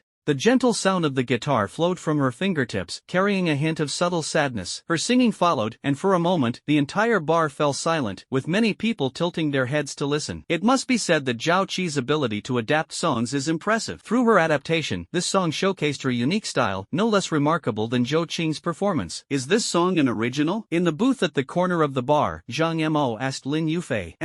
Lin Yufei nodded. "I think I heard her say that this song was written by Zhou Cheng?" Zhang Mo asked again. "Seems like it." Lin Yufei nodded. She had long known that Zhou Cheng could write songs, and the songs he wrote were quite good. Otherwise, she wouldn't have tipped Zhou Cheng 500 yuan that time. Didn't expect this handsome guy to have such talent. Zhang Mo felt extremely surprised, and her impression of Zhou Cheng rose a few notches in her heart. At that moment, the scene of Zhou Cheng pinning her against the wall in the corridor suddenly flashed through her mind, causing a faint blush to appear on her delicate cheeks. After finishing the song Angel's Wings, Zhao Qi performed 2 more adapted pop songs. Seeing the 2 girls captivated by the singer, Ling Shiji suddenly thought of a way to catch Lin Yufei's attention. He quietly got up and went to the edge of the stage, saying to the sound technician, "Hello, I'd like to sing a song. Is that okay?" The sound engineer immediately agreed, as it wasn't the first time encountering a guest who wanted to perform on stage. "Of course. Thank you. Please play Love at First Sight for me." He attended university in the United States, where he also played in a band. He considered his voice and singing skills quite good, so he wanted to take the stage to attract Lin Yufei's attention. Originally, after Zhao Qi, it was supposed to be Zhou Cheng's turn to take the stage, but seeing the sound engineer gesture to him, he immediately understood that Ling Shiji probably wanted to take the stage and perform. "Hello everyone, next I want to dedicate this song Love at First Sight to a beautiful lady present here. I hope she will like it," Ling Shiji said with a smile. As he spoke, he deliberately glanced in Lin Yufei's direction. Hearing this, Lin Yufei frowned slightly. Zhang Mo whispered, "So, what do you think?" "My cousin has good looks, a great figure, is young, wealthy, and talented. Why not consider him?" Lin Yufei said helplessly. "You already know, I don't have any plans to start dating for now." At that moment, music started playing, and shortly after, Ling Shiji's singing followed. Ling Shiji considered himself a decent singer, though his level was just slightly above that of a karaoke performer. After finishing the song, Ling Shiji walked off the stage with a smile and approached the booth, looking at Lin Yufei and saying, "Yufei, what do you think?" "Not bad," Lin Yufei said indifferently, which made Ling Shiji a little disappointed. At this moment, Zhou Cheng took the stage. Lin Yufei instinctively focused her gaze on Zhou Cheng. "A song, Little Luck, for everyone." Zhou Cheng spoke into the microphone. Zhou Cheng is impressive. He just sang a new song last week, and now there's another one. It's a new song. My ears are in for a treat. Just don't know what type of song this is." Hearing the excited discussion of the 2 girls at the next table, Ling Shiji asked Lin Yufei somewhat jealously, "Is Zhou Cheng very famous in this bar?" Lin Yufei replied, "The songs he writes are pretty good, and he sings well too." At this moment, Zhou Cheng began strumming the guitar, and a gentle yet slightly cheerful and melancholic guitar melody flowed out. Then, Zhou Cheng's voice rang out. "I hear raindrops falling on the green grass. I hear the distant sound of the school bell ringing. But I haven't heard your voice. Call my name earnestly." Zhou Cheng's voice has always been highly captivating, and combined with advanced singing techniques, he delivered a perfect rendition of this song even on the modest stage of a bar. As soon as a few lyrics were sung, some people seemed to envision a pure girl in a long dress sitting on a patch of grass on campus, holding a book and reading, with faint chimes ringing in the background. The overwhelming sense of imagery swept over the audience, drawing many into the world of the song. As the saying goes, without comparison, there is no harm. After hearing Zhou Cheng singing and then recalling his own performance, Ling Shiji's expression instantly turned extremely unpleasant, faintly revealing a trace of gloom. This was practically an invisible slap in the face. After finishing the song A Little Happiness, Zhou Cheng went on to sing 2 other songs he had performed before, Zebra Zebra and Li Bai. Did he write these 2 songs as well? After listening to these 2 songs, Ling Shiji felt even more devastated and deeply regretted going on stage to perform. Thinking about how that kid had drunk tens of thousands of yuan worth of his alcohol, he felt a pang of heartache and grew even more resentful toward Zhou Qing. After the performance ended, it was time for dancing. The explosive dance music started playing, and many guests got up and headed to the dance floor. Yufei, let's go dance, Zhang Yamo said to Lin Yufei excitedly. I'll pass. You must go. Coming to the bar and not dancing would be such a waste. Without waiting for Lin Yufei's agreement, Zhang Yamo forcibly dragged her toward the dance floor. Before long, a group of people entered the bar. Judging by their attire, they didn't look like good people. As soon as they came in, their eyes roamed around. The bald man leading the group suddenly lit up with excitement when he spotted Zhang Yamo and Lin Yufei on the dance floor. He then turned to the people behind him and said, "You guys find a seat. I'll go dance first." As he spoke, the bald man quickly walked toward the dance floor. Zhang Yamo on the dance floor suddenly let out a scream, then turned around and slapped a bald man. 5 minutes later. What happened, Momo? Lin Yufei hurriedly asked, and Ling Shiji also quickly squeezed over, staring at the bald young man and said, "What did you do?" "Shit, I just touched your ass, and you dare hit me," the bald young man shouted loudly. "Go back and touch your mom." At that moment, Zhang Yamo suddenly kicked out, hitting the bald man's leg squarely. Instantly, the bald man let out a miserable scream, clutching the area and squatting down. "Quick, run!" Lin Yufei hurriedly pulled Zhang Yamo and ran out of the dance floor. On the other side, one of the bald youth's subordinates saw this scene and quickly said to the others drinking, "Not good, the boss has been hit. It's those two women and that man. Stop them, don't let them escape." Immediately, this group of people grabbed bottles and rushed forward, surrounding Lin Yufei and the other two. "What do you want? Get out of my way!" Ling Shiji shouted, trying to appear fierce but lacking confidence. "What do we want? You hit our boss and now you want to run away?" one person sneered. At that moment, the bald man was helped over by one of his underlings. His face twisted with rage as he glanced at Zhang Yamo, gritting his teeth and saying, "You wretched woman, hitting so hard. If I don't make you cry today, I'll take your surname." Faced with the bald young man's harsh words, along with the 6 underlings surrounding them, Ling Shiji couldn't help but show a trace of fear in his eyes. But Zhang Yamo was completely unafraid, sneering, "Go back and screw your mother." Hearing Zhang Mo's words, Ling Shiji secretly lamented. But the bald young man's expression became even more ferocious. "You damn woman, how dare you act arrogant at this point? Do you really think I'm joking with you? Grab her and take her away. Stop. If you dare to act recklessly, I'll call the police." Lin Yufei shouted while holding her phone, her thumb already pressing on the dial button. At that moment, a lackey suddenly darted out and snatched the phone from Lin Yufei's hand. The bald young man reached out, grabbed the phone, and smashed it heavily on the ground. With a loud crack, the phone shattered instantly. He then turned to Lin Yufei and said, "You stinking woman, dared to call the police, huh? Tonight, you won't escape either. I'm going to have a threesome. Take her away." Looking at the thugs closing in step by step, Ling Shiji was already pale with fear. Struggling to maintain his composure, he said to the bald young man, "Big brother, let's talk this over. It was indeed wrong of us to hit someone. We can compensate you." "Compensate? Are you very rich?" The bald young man sneered coldly, raised his hand, and slapped Ling Shiji hard across the face. Ling Shiji, who had just been slapped, immediately cowered, covering his cheek and standing there without daring to speak, looking like a wronged little wife. Seeing Ling Shiji's reaction, Zhang Yamo and Lin Yufei were both disappointed. Suddenly, Zhang Yamo lifted her foot again and kicked toward the bald youth's legs. However, this time the opponent was prepared, taking a slight step back to dodge it, and then sneering as he swung a slap toward Zhang Mo's cheek. Zhang Yamo was directly slapped to the ground. Smack! Lin Yufei quickly helped her up and asked with concern, "Mo, are you okay? Take them away." The bald young man waved and said. Zhou Qing, who had just walked out of Yang Han's office and was about to head to the booth to find Lin Yufei and the others, suddenly saw the waitress Lingya rushing into the lounge with a worried expression. As soon as she saw Zhou Qing, she shouted, "Zhou Qing, something's wrong. Your friend is in trouble." Zhou Qing's face suddenly turned cold, and with a swift movement, he darted out of the lounge. "What?" Lingya, who was left in place, was stunned for a moment, somewhat unable to react, as she only felt a blur before her eyes and a gust of wind seemed to pass by her side, and Zhou Qing had disappeared. When Zhou Qing rushed out of the lounge, he happened to see Zhang Yamo and Lin Yufei, who were struggling, being forcibly dragged out of the bar by 2 thugs. Although there were quite a few people present, no one was willing to step forward to help. After all, even a fool could tell that this group of people was not to be messed with. As for Ling Shiji, he stood there like a wooden stake, watching the 2 women being dragged away with a completely indifferent expression, not daring to make a sound. A shadow flickered. Zhou Qing directly intercepted Zhang Yamo and the others from the front, saying coldly, "Let them go." Upon seeing Zhou Qing, both Zhang Yamo and Lin Yufei felt a surge of joy in their hearts, but realizing Zhou Qing was alone, their expressions dimmed again. Lin Yufei shouted, "Zhou Qing, run quickly and call the police. Quick, you two, grab this kid as well. Don't let him escape." Hearing Lin Yufei's words, the bald young man couldn't help but panic and hurriedly ordered the 2 lackeys lackeys beside him to catch Zhou Qing. Seeing Zhou Qing standing still, Lin Yufei couldn't help but urge him again to run away. Run quickly, kid, where do you think you're going? One of the thugs took a quick step forward and charged at Zhou Qing, swinging the bottle in his hand to smash it down on his head. Seeing this scene, Zhang Yimou and Lin Yufei couldn't help but close their eyes. Especially Zhang Yimou, who inwardly cursed Zhou Qing for being too foolish, not even knowing how to run. But after closing their eyes for a few seconds, they didn't hear the sound of the bottle hitting his head. Curiously opened his eyes, only to find that the wrist of the thug holding the wine bottle was being firmly grasped by Zhou Qing. Damn it, get down. At this moment, another thug swung a wine bottle and charged forward, aiming to smash it on Zhou Qing's head. Zhang Yimou and Lin Yufei shouted almost simultaneously, "Watch out! Watch out!" But just as their words fell, Zhou Qing kicked out like lightning. With a loud bang, the thug was kicked high into the air, directly flying over Zhang Yimou and the others' heads before crashing down at the feet of the bald young man. Did he kick a person or a football? At that moment, many people couldn't help but have this thought. However, some of Zhou Qing's diehard fans were quite excited, as they had already witnessed Zhou Qing's skills before, easily taking down several tall and strong troublemakers. At this moment, Zhou Qing delivered a knee strike hitting the upper abdomen of the previous thug. Simultaneously, he released the man's wrist and the thug groaned before collapsing to the ground, his body convulsing uncontrollably as if in great pain. Zhou Qing's knee strike had precisely hit his stomach. Bang! A heavy blow to the stomach can cause spasms and convulsions. Seeing his little brother so easily defeated, the bald young man's face turned somewhat grim. Zhou Qing's gaze slowly swept over the four thugs restraining Zhang Yimou and Lin Yufei. He frowned slightly and said in a deep voice, "I'll say it one more time, let them go." Although Zhou Qing didn't utter any harsh words, his tone sent a chill down the spines of the four thugs. "Kid, who the hell are you? How dare you meddle in my business?" At this moment, the bald young man stepped forward, stared at Zhou Qing, and growled viciously. Zhou Qing frowned again and said calmly, "Are you their leader?" "I am, and you can." The bald young man's words were not yet finished when Zhou Qing took a step forward, reached out, and grabbed the bald young man by the neck. With a slight exertion of force, the bald young man's face turned blue and purple, and a wave of suffocation overwhelmed him, causing a surge of fear to rise in his heart. But he still shouted defiantly, "Kid, you, let go of me." Zhou Qing raised his hand and slapped him a few times, then loosened his grip slightly. "Tell them to release the person. Clap, clap, clap. Release your f***ing mother." The bald young man caught his breath, but a fierce glint flashed in his eyes as he swung his fist toward Zhou Qing. Seeing this, Zhou Qing narrowed his eyes and raised his hand to throw a punch as well. The two fists collided mid-air with a cracking sound, resembling the noise of bones breaking. Immediately after, the bald young man's hand hung limply, large beads of sweat dripping from his forehead. Zhou Qing had forcibly dislocated his arm with sheer brute strength. The intense pain that followed nearly caused him to faint. Crack! At that moment, the four thugs restraining Zhang Yimou and Lin Yufei came to their senses, releasing the two women and charging toward Zhou Qing. Zhou Qing snorted coldly, leaping into the air as his right leg seemed to transform into a battle axe, sweeping out in a half arc. Oomph! Bang! Bang! Bang! Bang! Four dull thuds were heard as the four thugs charging forward were unexpectedly swept away by a single kick, crashing down several meters away. "Whoa, that's fierce. God, is this kung fu?" "I understand now, this is martial arts," exclaimed a young guest who had read Dragon Snake Romance with excitement. "Are you all right?" Zhou Chang walked over to Lin Yufei and Zhang Yimou, asking with concern. Suddenly, he noticed the palm print on Zhang Mo's face, and his expression instantly turned cold. Who did this? Hearing Zhou Qing's words, Zhang Yimou suddenly felt a warm current surge through her heart. Especially when she saw Zhou Qing's charming face, she even had an impulse to throw herself into his arms. Fortunately, she restrained her inner impulse, pointed at the bald young man, and said, "It's that bald guy." Zhou Qing said, "Go get it back." Zhang Yimou walked directly toward the bald young man. "Okay." Seeing this, the other party's expression suddenly changed, and a fierce glint flashed in his eyes. At this moment, Zhou Qing's voice rang out, "You'd better not dodge or fight back, or you'll only be carried out." Immediately, the bald young man's body stiffened, a trace of venom flashed in his eyes, but he ultimately chose to submit. Pa!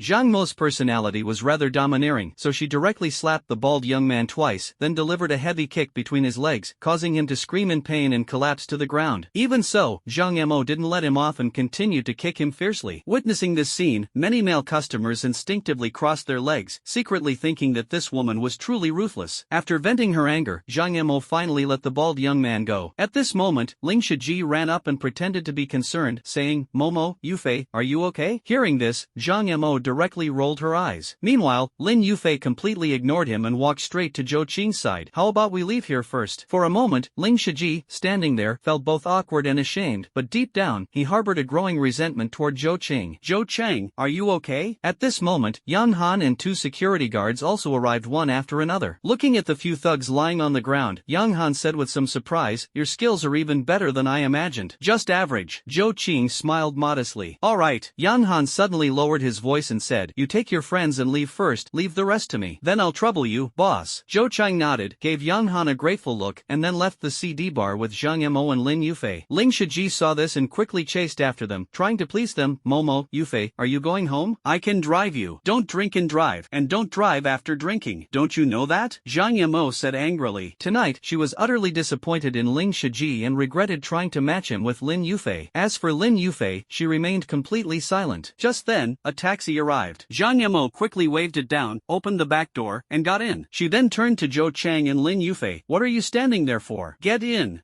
Okay. Zhou Chang nodded and sat in the passenger seat, while Lin Yufei and Zhang Yamo sat in the back seat. Watching the taxi speed away, Ling Shiji's face turned livid, and the venomous light in his eyes grew even darker. He gritted his teeth and said, Zhou Chang, you little bastard, just you wait. Mo, your home isn't on Bin Road, is it? Hearing Zhang Mo tell the driver to head to Bin Road, Lin Yufei asked curiously. Zhang Mo pouted and said, who said I was going home? I didn't drink enough at the bar just now. Let's go to Bin Road and find a late night spot to keep drinking. It's already so late, let's just call it a night. Lin Yufei said tactfully. Yeah, Mo, let's just go home. Zhou Qing also spoke up. What? Looking down on me? Zhang Yamo retorted. Not at all, Zhou Qing said somewhat helplessly. If not, then follow my arrangements. Zhang Yamo waved his hand and said. Over 10 minutes later, the taxi stopped on Bin Road. Bin Road has two main features. First, there are quite a few KTVs, and second, there are also plenty of late-night snack shops. In this era, KTVs are still mainly small to medium-sized, unlike in the future, where they are all large-scale chain KTVs. After getting out of the car, the three of them walked a short distance and casually found a late-night snack shop. The late-night snack shop wasn't very big, just a small storefront of a few dozen square meters. Inside, there were only 3 tables, but outside, there were 6 or 7 tables set up. Under the hostess's greeting, they sat down, and Zhang Mo directly ordered, just arrange some skewers for us, stir-fry a portion of chicken wings, and finally, bring us 2 cases of beer. Are you crazy? How can we finish 2 cases of beer? Lin Yufei exclaimed, her face full of shock. Can't finish it, we can return it, right, boss lady? The latter sentence, Zhang Mo said to the boss lady. This beautiful lady is right, unfinished alcohol can be returned. The boss lady quickly responded. Since skewers and stir-fried dishes require some time to prepare, the boss lady first brought a serving of boiled peanuts to the 3 of them, then carried over 2 boxes of beer. Zhang Mo directly opened 3 bottles of beer and handed one each to Zhou Chang and Lin Yufei, then raised her bottle and said to Zhou Qing, hey, handsome, how about we down a bottle first? The beers here were all large bottles, unlike the small ones in bars, so for most people, chugging a whole bottle was quite a challenge. Mo, it's better to drink slowly, Zhou Qing reminded. Are you still a man? Zhang Mo provocatively looked at Zhou Qing and asked. Zhou Qing was speechless. He was originally thinking of Zhang Mo's well-being. His alcohol tolerance was already quite good, and he had taken the 1,000 cups no drunk pill, so he wasn't afraid at all. Since the other party didn't appreciate his concern, he couldn't be bothered to be polite. Since Sister Mo likes to drink, I'll risk my life to accompany the beauty. While speaking, Zhou Qing picked up the bottle of beer and clinked it with Zhang Mo, then slightly tilted his neck, aimed the bottle at his mouth, and with a series of gulps, finished the entire bottle of beer in less than 10 seconds. That's more like a man. Zhang Mo cheered, then immediately placed her small mouth on the bottle's opening, tilted her neck, and chugged. Unknowingly, Zhou Chang and the other 2 had been drinking at the late-night food stall for over an hour. 2 cases of beer had already been finished, and now they were on the 3rd case. At first, Lin Yufei was relatively restrained, but gradually, under Zhang Mo's teasing, she let loose and even deliberately challenged Zhang Mo to a drinking contest. As a result, Zhou Qing didn't drink much from the 2 cases of beer, at most 3 bottles, while the rest was consumed by Zhang Mo and Lin Yufei. So, even though the 2 women had decent alcohol tolerance, each drinking about a case, they were somewhat drunk. Both women are stunning beauties, now slightly tipsy, their beautiful faces tinged with a hint of red. That alluring drunken demeanor is truly captivating. Fei, for the sake of our friendship, let's have another drink. Zhang Mo raised her glass and said, alright, cheers to friendship. Lin Yufei raised her glass and shouted, Yufei, Momo, that's enough. If you keep drinking, you'll get drunk. Zhou Qing advised from the side. Getting drunk would be even better, wouldn't it? Lucky you, kid, Zhang Mo said with a cheeky smile. I don't have the guts for that, Zhou Qing said speechlessly. Zhang Mo sneered, if you don't have the guts, then how come? Upon hearing this, Zhou Qing's expression changed slightly. Before Zhang Mo could finish speaking, he picked up his wine glass and said, Sister Mo, I toast to you. Lin Yufei interjected, Mo, what's wrong with Zhou Qing? You didn't finish your sentence. Yufei, I also toast to you. Zhou Qing quickly poured himself a drink and raised his glass to Lin Yufei. Then, he swiftly changed the subject, barely muddling through the matter. However, he noticed that Zhang Mo's face now bore a fox-like smile. Half an hour later, the third case of beer was officially finished. Zhang Yimou immediately called the landlady to bring over another case. Just as Zhou Qing was about to stop her, Zhang Yimou gave him a meaningful smile, and he had no choice but to keep quiet. By the time the fourth case of beer was finished, both Zhang Yimou and Lin Yufei were already heavily drunk. Their cheeks were as red as apples, and their eyes were clouded with a hazy look. However, the two women behaved completely differently after getting drunk. After getting drunk, Zhang Yimou turned into a chatterbox, while Lin Yufei remained very quiet, lying on the table like a little cat, though she would occasionally raise her glass to toast Zhang Yimou. No more wine. Boss lady, bring more wine. Zhang Yimou shouted again. Zhou Qing, however, waved to the boss lady, signaling not to listen to her, and then went over to settle the bill. After settling the bill and returning, Zhou Chang saw that the two women had actually fallen asleep on the table. He immediately pursed his lips speechlessly. First, he extended his left hand to pick up Lin Yufei, letting her lean on his left shoulder, then extended his right hand to pick up Zhang Yimou, letting her lean on his right shoulder, and walked out of the late-night snack shop with steady steps. Witnessing this scene, the other customers at the nearby tables couldn't help but stare in astonishment. One person exclaimed, "Wow, this guy is so fierce." Another person said enviously, carrying two at once, "That guy's going to have a great night." A third person said jealously, "The flowers are stuck in cow dung, and it's two flowers at that." Zhou Qing didn't take a taxi but instead started running under the night sky. With his current strength, carrying two people was nothing, and his body remained exceptionally steady, so the two women lying on him didn't feel any jolting at all. It was hard on Zhou Qing, as the two women's bodies were pressed tightly against him, and they were both top-tier beauties. He was no saint, and even one of them would be hard to resist, let alone two. As a result, he felt a surge of wicked fire coursing through his body. Therefore, he wanted to quickly return to Lin Yufei's house to let them both down, lest he lose control and do something inappropriate. It only took 13 minutes. Zhou Chang returned to Tsuiyan Community. He found the key in Lin Yufei's shoulder bag, opened the door to her house, and then placed the two women on the bed. Zhou Qing let out a heavy sigh, feeling relieved. Whoosh! Then he closed the door, walked to the living room, and sat on the sofa. Since the two women had drunk quite a bit, he was worried they might vomit, so he decided to stay a little longer to observe the situation. Time passed slowly. Zhou Qing, sitting on the living room sofa, did not hear any sounds of vomiting from inside, so he decided to go home. Just as he was getting up, a rustling sound suddenly came from the room. After a while, the door opened, and a figure walked out, heading toward the bathroom. Since Zhou Qing hadn't turned on the lights, the person did not notice him sitting on the living room sofa, but Zhou Qing widened his eyes because the other person was wearing nothing at all. Although there was no light, a beam of moonlight happened to shine through the living room window, illuminating the figure. For a moment, Zhou Qing couldn't help but hold his breath, afraid of being discovered by Lin Yufei, because the person without clothes was none other than Lin Yufei. Lin Yufei did not notice his presence, walked into the bathroom, then turned on the bathroom light, and without closing the door, sat on the toilet and started peeing. With the light shining, Zhou Qing could see everything clearly, taking in her entire body from head to toe. After finishing in the bathroom, Lin Yufei did not leave but instead turned on the shower, standing beneath it as water droplets washed over her flawless body. "No, I can't keep watching." Zhou Qing hurriedly turned his head to the side, but the images of Lin Yufei's bare body kept flashing through his mind. In the end, he didn't even know what he was thinking as he once again turned his gaze toward the bathroom. As he kept looking, Zhou Qing realized that the wicked fire within him had flared up again. His mouth and tongue were extremely dry, and his little brother joined in the commotion, giving him the urge to rush into the bathroom. But just at that moment, a flash of lightning crossed Zhou Qing's mind. How is me secretly watching Sister Yufei any different from those perverts? Thinking of this, it was as if a bucket of cold water had been poured over his head, extinguishing the evil fire in his heart. In the next moment, his figure suddenly darted forward, arriving at the door. He reached out and gently twisted the handle, opening the door. Then, he slipped out quietly and softly closed the door behind him. After a thorough rinse, Lin Yufei felt much better. Even her dizziness had subsided. She grabbed a towel to wrap herself up, suddenly feeling a bit thirsty. She turned on the living room light, took a bottle of mineral water from the fridge, twisted the cap open, and sat down on the sofa. Coincidentally, the seat she chose was exactly where Zhou Qing had just been sitting. "It's actually warm?" Lin Yufei felt a bit suspicious and reached out to touch other parts of the sofa, which were all cold. Suddenly, she realized that someone had been sitting here. Who could it be? Who else could it be besides Zhou Qing? Thinking about how she had just gone to the bathroom and taken a shower without closing the door, didn't that mean that boy had seen everything? In an instant, her face turned crimson, and her heart was filled with both shame and shock, but not anger. At the same time, the scene of her encounter with Zhou Qing flashed through her mind. At her most desperate moment, he had suddenly appeared and saved her. Then, at Haiyan Hotel, she was drugged and was about to be taken away by that old man when he appeared once again to save her. And tonight, he easily knocked down those thugs and rescued her and Zhang Yimou from their hands. Especially especially tonight. She was even completely seen by him. Ah, if only you were a few years older, then I wouldn't mind chasing after you. Lin Yufei sighed softly. Thinking about the age gap between the two, her heart grew heavy. Zhou Qing returned home, washed up briefly, and then lay on the bed, using the fantasy converter. He began to recall the book Battle Through the Heavens in his mind. This book is a classic among beginner-level novels and can be said to have pioneered the fantasy divorce trope. After its success, countless authors imitated it, and its achievements across various platforms were truly extraordinary. It was later adapted into a manga, anime, and audio reading. Before his rebirth, this book was already being made into movies and TV dramas. This book has a total of over 4 million words. Under the fantasy converter, it took Zhou Qing only an hour to write this book, and the converted text was stored in the USB drive that came with the converter. Inserting the USB drive into the computer, Zhou Cheng checked and confirmed that it was indeed the complete Battle Through the Heavens. Zhou Cheng smiled with satisfaction, copied the book onto his computer to save it, then turned off the computer and went to sleep. Very good. The next morning, 7 o'clock. Although he had only slept for 4 hours, Zhou Qing was still in great condition. After washing up and changing into sportswear, he went out and jogged along the riverbank. When he arrived at the park, he found that the elderly man who had previously watched him practice boxing had already arrived there ahead of him. He smiled and nodded at him as a greeting, then assumed a stance and began practicing Wing Chun. After finishing a set of moves, Zhou Cheng nodded at the old man again and prepared to leave. The old man called out to him once more. "Sir, you really can't learn this martial art from me," Zhou Qing said somewhat helplessly, considering in his heart whether to change places for practicing boxing next time. The old man quickly said, "Young man, don't misunderstand, I have no intention of bothering you. This old man just wants to get to know you. You have to give me this chance, right?" "Sorry, sir, I misunderstood," Zhou Qing said awkwardly. "No problem." The old man waved his hand. "My surname is Zhang, you can just call me Old Zhang. By the way, how should I address you?" "My name is Zhou Qing, you can just call me Xiao Zhou." After chatting with Old Zhang for a while, Zhou Qing bid farewell and left. He also bought breakfast to bring back to his parents. Zhou Qing replied. Unexpectedly, today, his parents were already up.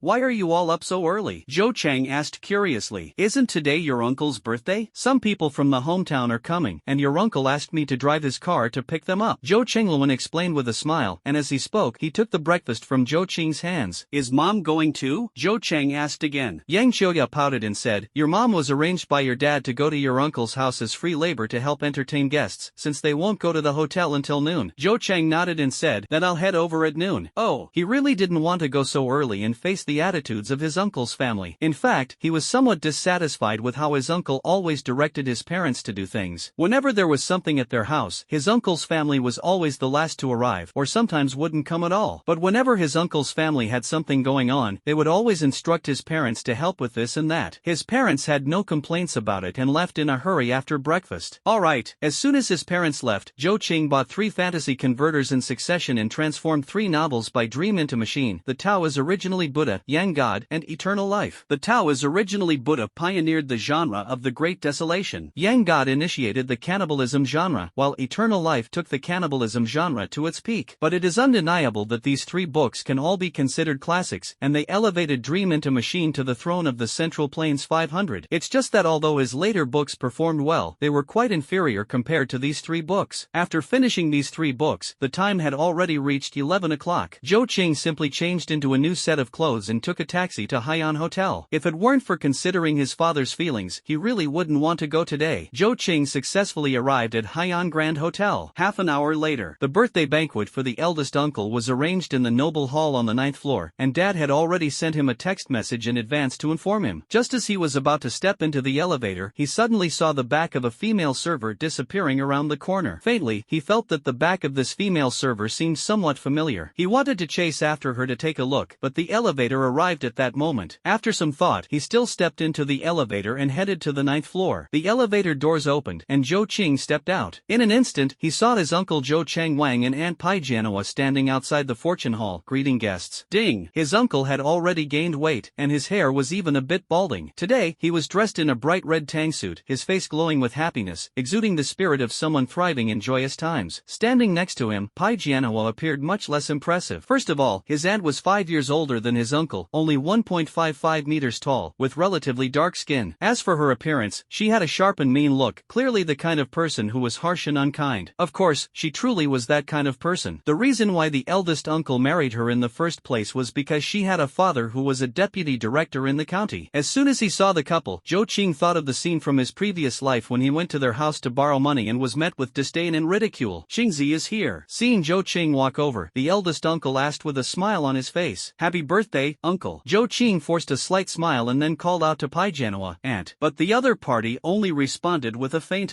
"Qingzi, hurry inside and have a seat." Zhou Qing nodded and started walking toward the hall, but just as he took 2 steps, he heard Aunt Pai Jianhua's voice behind him, "Another freeloader has shown up." Got it. Zhou Qing's face suddenly turned cold, and he felt an impulse to turn around and leave. However, thinking about how his parents might feel embarrassed because of this, he pretended not to hear and walked into the hall. Inside the hall, his mother, Yang Xiuying, was doing her best to greet all the guests. Besides the Zhou family's relatives, there were also relatives from the Pai family, as well as colleagues and subordinates from his uncle's company. Therefore, the entire banquet hall was filled with tables, with more than 20 tables set up. Aunt Pai Jianhua is the second eldest in the Pai family, with an older brother above her and 2 younger brothers below her. Aunt's father has already passed away, but her elder brother inherited their father's career in politics and serves as the deputy director of the construction bureau in Yunhua County, under Tianzhou City. Her 2 younger brothers are also quite well off, both engaged in business. Because her family is wealthy and influential, Aunt is the one who calls the shots in the household. Uncle is completely under her control and has to follow her orders in everything. At this moment, the 3 brothers of the Pai family were sitting together at a table, chatting and laughing, showing no sign that their mother, Yang Xiuying, was very busy. They clearly had no intention of helping. Seeing this scene, Zhou Qing felt a bit annoyed and wanted to pull his mother away and leave. "Son, come over here." As soon as she saw Zhou Qing arrive, Yang Xiuying quickly waved him over and handed him a bag of candies, asking him to distribute them to each table. Meanwhile, she picked up another bag of sunflower seeds and roasted peanuts to distribute to the tables herself. It's not yet time to serve the meal, so the hotel won't send any waiters over for now. Zhou Qing quickly distributed the candies from the bag to each table. Whenever he encountered relatives from the Zhou family, he would greet them politely, but as for the Pai family's relatives, he couldn't be bothered to acknowledge them. After all, this family always acted superior and looked down on his family, so he naturally wouldn't go out of his way to curry favor with them. After finishing distributing the candies, he noticed that his mother hadn't finished handing out the sunflower seeds and roasted peanuts, so he went over to help her. At this moment, Uncle walked in accompanied by a man and a woman. The man appeared to be in his 40s, thin in build, dressed in a formal suit, exuding a strong presence with a leader-like demeanor. Uncle Zhou Qingwang's words and actions subtly carried a hint of flattery, suggesting that this man was likely his company's superior. The woman, on the other hand, seemed to be around 27 or 28 years old, with a slightly charming demeanor. She was dressed in a dark blue office lady outfit. Her looks could only be described as pretty. Uncle Zhou Changwang treated her with respect as well, indicating that she was probably someone like a secretary. As Zhou Qing had expected, Uncle led them to an empty table and enthusiastically said, "Director Liu, Secretary Su, please have a seat." Then he saw Zhou Cheng and her son nearby and quickly instructed Yang Qiuya, hurry up and serve tea to President Liu and Secretary Su. That matter-of-fact tone could make one think Yang Qiuya was a servant in his household. A trace of displeasure flashed in Zhou Qing's eyes, but Yang Qiuya just smiled indifferently, responded, and went to make tea. In no time, Dad walked in with 5 people. Zhou Qing recognized them. They were from his great-uncle's branch of the family. Zhou Qing's grandfather, Zhou Juanzhan, was the second son. Above him was an elder brother named Zhou Zhong. Today, the 5 people Dad brought over were Zhou Zhong's eldest son, Zhou Yuanlong, and his wife, as well as Zhou Zhong's second daughter, Zhou Shuihua, and her husband. The remaining one was Zhou Zhong's third daughter, Zhou Xiaohong. Strictly speaking, Zhou Qing should call Zhou Yuanlong uncle. Mom Yang Kia signaled Zhou Qing to go up and greet them. "Zhou Qing, quickly greet them," Dad Zhou Qingluan said to him. Zhou Qing quickly smiled and greeted them. "Uncle, aunt, second uncle, third aunt, hello to all of you." Aunt Pai Jianhua, a relative of the Zhou family, had never been particularly fond of them, so she stayed outside the hall and did not follow them inside. Zhou Changwang also came over, smiling as he greeted them and offered a cigarette. After inviting them to sit down, Uncle Zhou Changwang said to Dad, "You came back at just the right time. Go notify the hotel staff and tell them they can start serving the dishes in 10 minutes. Then he said to Yang Qiuya, "You should take Qingzi and find a seat to sit down as well." "Got it, big brother." Yang Qiuya nodded, then pulled Zhou Qing over to sit at another table with Uncle Zhou Yuanlong and the others. Over the next few minutes, other guests arrived one after another, and Zhou Qingluan also returned, sitting down next to Yang Qiuya. Soon after, servers began entering, tidying up the tables briefly before starting to serve the dishes. Meanwhile, Zhou Changwang picked up the microphone and walked to the front, delivering a few polite words of thanks. He specifically introduced his brother-in-law, Pai Jianfu, the deputy director of the Yunhua County Construction Bureau, as well as Mr. Liu and Secretary Su. Following this, Pai Jianfu took the stage to give a speech on behalf of the Pai family relatives. Listening to Pai Jianfu's official tone, Zhou Qing secretly curled his lips. It wasn't that he resented officials, but using such a tone in this kind of setting was clearly just to show off. Afterward, Zhou Changwang asked General Manager Lu to come up and speak. General Manager Lu took the microphone and said, "First of all, on behalf of Jinwang Real Estate Company, I wish Manager Zhou a happy birthday." Upon hearing Jinwang Real Estate Company from General Manager Lu's mouth, Zhou Qing couldn't help but show a hint of a peculiar expression, because he had heard from Wei Tiancheng that his own real estate company was also called Jinwang Real Estate. Could it be that uncle works at Wei Tiancheng's company? President Lu continued. Although President Wei couldn't come in person, he sent Manager Zhou a birthday blessing. As he spoke, President Lu took out a thick red envelope from his pocket and handed it to Zhou Changwang. Zhou Changwang accepted it and quickly said, "Thank you, President Wei." "Thank you, President Lu." Hearing Mr. Lu mention Mr. Wei, Zhou Chang was already certain that Jinwang Real Estate was Wei Tiancheng's company. What followed in Mr. Lu's speech were just some polite remarks. After the speech ended, Uncle Zhou Changwang directly announced the start of the banquet. For some reason, Zhou Yang did not come today. As the birthday star of the day, Zhou Changwang sat down and took a few bites of food before grabbing a bottle of wine in one hand and a glass in the other, starting to toast table by table. It's Zhou Qing's table's turn. Half an hour later. At this moment, Zhou Changwan was already slightly drunk. He first had a drink with everyone, then looked at Zhou Qing and said, "Qingzi, how's your studying going recently?" "It's alright," Zhou Chang replied indifferently. "This kid got first place in the city in the last unified exam," Zhou Changluan said proudly. Everyone present was startled and began praising Zhou Qing. For some reason, seeing everyone praising Zhou Qing made Zhou Changwang feel a bit uncomfortable, especially when he thought of his own disappointing son, which made him feel even worse. Zhou Xiaohuang said enviously, "Zhou Qing got first place in the citywide unified exam, so won't he be able to choose any top university in the country in the future? After graduating from college, he'll definitely have a bright future." Because her daughter was also in her senior year of high school, but in the last unified exam, she couldn't even rank in the city. Hearing Zhou Xiaohuang say this, Zhou Changwang finally couldn't hold back and sneered. The current social situation is different now. College graduates are no longer valuable. Take our company, for example. The new college intern recruits are all people with high expectations but low abilities. Every time, I scold them like dogs. So, there's no point in going to college. It's better to start working early. Hearing Zhou Changwang's words, Dad and Mom both felt a bit displeased. His remarks were clearly belittling Zhou Qing. Zhou Changwang paused for a moment, seemingly not finished, and then pointed at Zhou Chengluan and Yang Qiuya, saying, "Take you two as an example. Both of you graduated from college, right? And how are you doing now?" "Just some powerless, insignificant employees in a company, earning only a few thousand yuan a month. Look at me, I didn't even graduate from high school, yet I'm still a manager. So, studying too much is really useless. You might even end up becoming a bookworm." Hearing Zhou Chengwang's remarks, everyone present looked a bit awkward, especially Zhou Chengluan and his wife, whose faces turned faintly dark. Zhou Qing, however, was too lazy to accommodate him any further and said coldly, "Lack of education is not scary, but some people treating their lack of education as a point of pride is truly absurd. These days, some people desperately advocate the idea that studying is useless." It cannot be denied that some bosses and executives indeed lack much education, but that does not mean studying is pointless. Zhou Qing, who had been reborn from the future, knew that as time went on, every industry would place higher demands on knowledge. Therefore, there is nothing shameful about lacking education, as long as you have a heart that strives to learn and improve. Zhou Changwang glared at Zhou Qing and shouted angrily, his tone full of hostility, his face flushed red. He had not expected Zhou Qing to dare to talk back to him. "What did you say?" Yang Qiuya secretly cheered for her son but deliberately glared and said, "Son, what nonsense are you spouting? Apologize to your uncle right now." Hearing this, Zhou Chengluan looked at his wife with some helplessness, while Uncle Zhou Chengwang's expression grew even darker. At this moment, Zhou Qing suddenly stood up, then bowed deeply to Zhou Changwang and said, "Uncle, I'm sorry. I sincerely apologize to you. However, I still do not agree with your opinion. The ancient poet Han Yu once wrote in his poem encouraging learning, the sea of learning has no bounds, diligence is the boat, the mountain of books has a path, hard work is the way. There's also the saying, live and learn." Even Comrade Deng Xiaoping once said, "Respect knowledge, respect talent." Oh, and there's more. Enough, Zhou Chang, can you just shut your mouth? Seeing Zhou Changwang's face already faintly turning blue, Zhou Chengluan quickly stopped Zhou Qing. Although Zhou Chengwang's earlier actions also displeased him, he was, after all, his elder brother and Zhou Qing's uncle. Moreover, today was Zhou Chengwan's birthday, so he couldn't let him lose face. After stopping Zhou Qing, Zhou Chengluan then smiled wryly and said to Zhou Changwang, "Big brother, the child speaks without thinking. I hope you won't take it to heart.